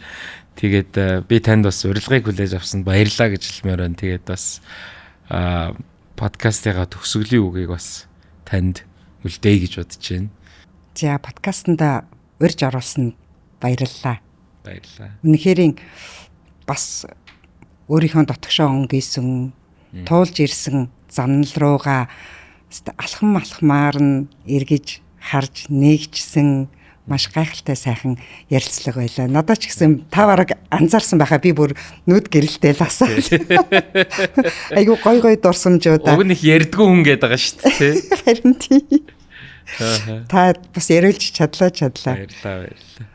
За подкастын төгсгөлд би яг эрүүл мэндийн салбар нийт иргэдийн эрүүл мэндийн талаар л хэлхийг хүсэж байгаа зүйлсэл хэлмээр байна л да. Таны эрүүл мэнд таны үнэт зүйл. Миний хүүхдийн эрүүл мэнд миний гэр бүлийн үнэт зүйл юм байгаад байгаа юм. Тэгэхээр зэрэг энийхээ төлөө өвдсөн хойноо эмнэлгээ намайг эмчлээч гэж явах биш, урьдчилан сэргийлдэг байгаач. Урьдчилан сэргийлэхийн тулд өөртөө хайртай, сахилга баттай, эрүүл мэндийн боловсралтай байгаач гэж л одоо би нийт сонсогчдод уриалмаар байна. За баярлалаа. Вау. За маш их баярлалаа. За тэгээд энэ оны сүүлээс 2 дахь дугаар үнэхээр бидний хамгийн эрхэм зүйл болох эрүүл мэндийн салбар, эрүүл мэндийн талаар ярилцлаа. Тэгээ эрүүл мэндийн талаар ярилцахдаа эрүүл мэндийн салбарын бас тэргүүлэгч хувийн хвшлүүдийн том төлөөлөлтөй, том удирдлагатай бас ярилцлаа. Тэгээд тань дахин бас баярлалаа гэж хэлмээр байна. Тэгээд бид нар бас нөө подкастынхаа төгсгөлд хэлдэг. Танд болон үзэж байгаа хүмүүстээ бие махбодын болон сэтгэл санааны эрүүл энхийг хүсье. Баярлалаа. Өөртөө хүсдэг бүх сайхан бүхнээ хүсье. Мөн бид нар бас хэлэх дуртай эрхчлөө хүсье гэж байгаа. Баярлалаа. Тэгээд 12 дугаар сарын дугаарууд бол үнэхээр супер 2025 оны 1 сард мөгийн бид хоёр одоо энэ channel эхлүүлж ирсэн. Энэ хугацаанд бол бас үнэхээр гайхамшигтай үнцнийг бүтээж байгаа контентийг бол одоо ингэж бүтээж чадчихээн. Тэгээ та бүхэнтэйгээ 12 сарын 31-ний өдөр энэ оны хамгийн сүүлчийн зочинтойгоо уулзах болно. Энэ зочныг бид нэр Movie-ээр 6 сар ярьж байгаа. Оны хамгийн сүүлийн зочин байна. Тэгээд thank you guys. Until next time. Сайн бацхан уу саруулах хамт монголчуудаа. Mono English Bookstore-т өргөдөг Weekly Book Review 7 хоног болгоны номны хураангыг хүрэхэд бэлэн болсон. За ингээд мэдээж энэ дугаар дээр 3 гал эмнэлгийн профессорын захиралтай ярилцсан, эм шүнтэй ярилцсан, эрүүл мэндийн салбарын хүнтэй ярилцсны үдэн дээр Becoming Supernatural Dr. Joe Dispenza. За Supernatural гэдэг маань одоо яг юу гэсэн үг юм бэ, тийм ээ? Ер нь бол одоо бүр ингээд байглаасаа давтсан оршихуйгаасаа давтсан ийм гайхамшигтай бид нар ингээд супер хүн байж болох уу гэдэг утгаснаг бол илэрхийлж байгаа. За тэгээд энийг их гоёор mind body connection буюу хүний оюун санаа бие махбодын ингэж нийт ингээд хоорондын ингээд уялдаа холбоогоор бол хийж болно гэдэг. Тэнгүүт ингээд тархиа маш энгийн зүйлсээр ингээд train хийж сургаж одоо үнэхээр одоо бие махбодооч гэсэндээ өөрийнхөө оршин буй ингээд ирч хүчээж гэсэндээ ийм гайхамшигтайгаар байлгаж болно гэдэг ийм утгаснаа явж байгаа юм билэ. Тэгээд ер нь бол энэ бүр ингээд quantum physics ороод ирсэн хүний бие хэрхэн өөрчлөгдөж ямар одоо өөрчлөлтүүдээр явсан энэ тал дээр бол маш гоё нарийн юмнууд явж байгаа. За тэгэнгүүтээ мэдээж одоо mind body connection гэдгээс гадна бол нөгөө addiction гэж зүйл байгаа тийм сүрэг одоо ийм дон тийм ээ энэ бол айдас, зовнил, стрессээс үүдэлтэй. Тэгэхээр энэ яагаад явагддгийг, энийг хэрхэн контролдож болдгийг, хэрхэн зайлсхийж болдгийг, хэрхэн шийдэж болдгийг гэдэг талаар бол Becoming Supernatural дээр бол бас маш гоё та бүхэн бас жижиг сажиг юм дасгалууд гэхээс илүү жишээнүүд ийм нарийн шир юмнууд бол байгаа. Тэгээд ер нь тийм Supernatural гэдэг чинь ийм Европ бусын ур чадвар гэсэн үг шүү дээ тий. За тэгэнгүүт гэхдээ бид нар ингээд дандаа Европ бусын ур чадварыг хүсээд байдаг. Гэхдээ Европ бусын ур чадвараас илүү юм ухамсаргүй зурчлаа давж илүү ухамсартай амьдрах тийм ээ. За тэгээд оюун санаа, сэтгэл санаа зарим тохиолдолд бие махбодын гүн өөрчлөлтөнд ийм хүрсэн хүмүүсийн үнэхээр гоё бодит жишээнүүд байгаа. Тэгээд энэ дээр бол нөгөө нэг одоо Европ бусын ур чадвар буюу Европ бусын ур чадвар гэдэг чинь ингээд заавал Hercules шиг хүчтэй байх ингээл юм Рубкийн шоумо эвлүүлэхтэй биш. Зүгээр өөрийгөө байгаа байдлаасаа илүү extraordinary буюу ordinary гэдэг чинь энгийн гэсэн үг. Extraordinary гэдэг чинь илүү энгийнээс давсан ийм байдалд хүрэхийн тулд ямар дадал зуршлууд, ямар жишээнүүд байна гэдэг маш олон төрлийн гоё жишээнүүдийг бол авсан байгаа. Тэр утгаараа ч гэсэндээ Becoming Supernatural-ыг та бүхэн бас хараад үнэхээр өөрийнхөө ур чадварыг улам тэлж болох нь энэ талаар бас гоё хагаад үзээрэй. Уншаад судлаад үзэх юм бол их өлөгөө сонирхолтой. За тэгээд мэдээж эрүүл мэндийн салбарын тэргүүлэх лидерүүдийн орсон дугаар дээр Becoming Supernatural-ыг бас санал болгож байна. The Mono English Bookstore-аас бас авч болно. Анхаарал тавьсанд баярлалаа.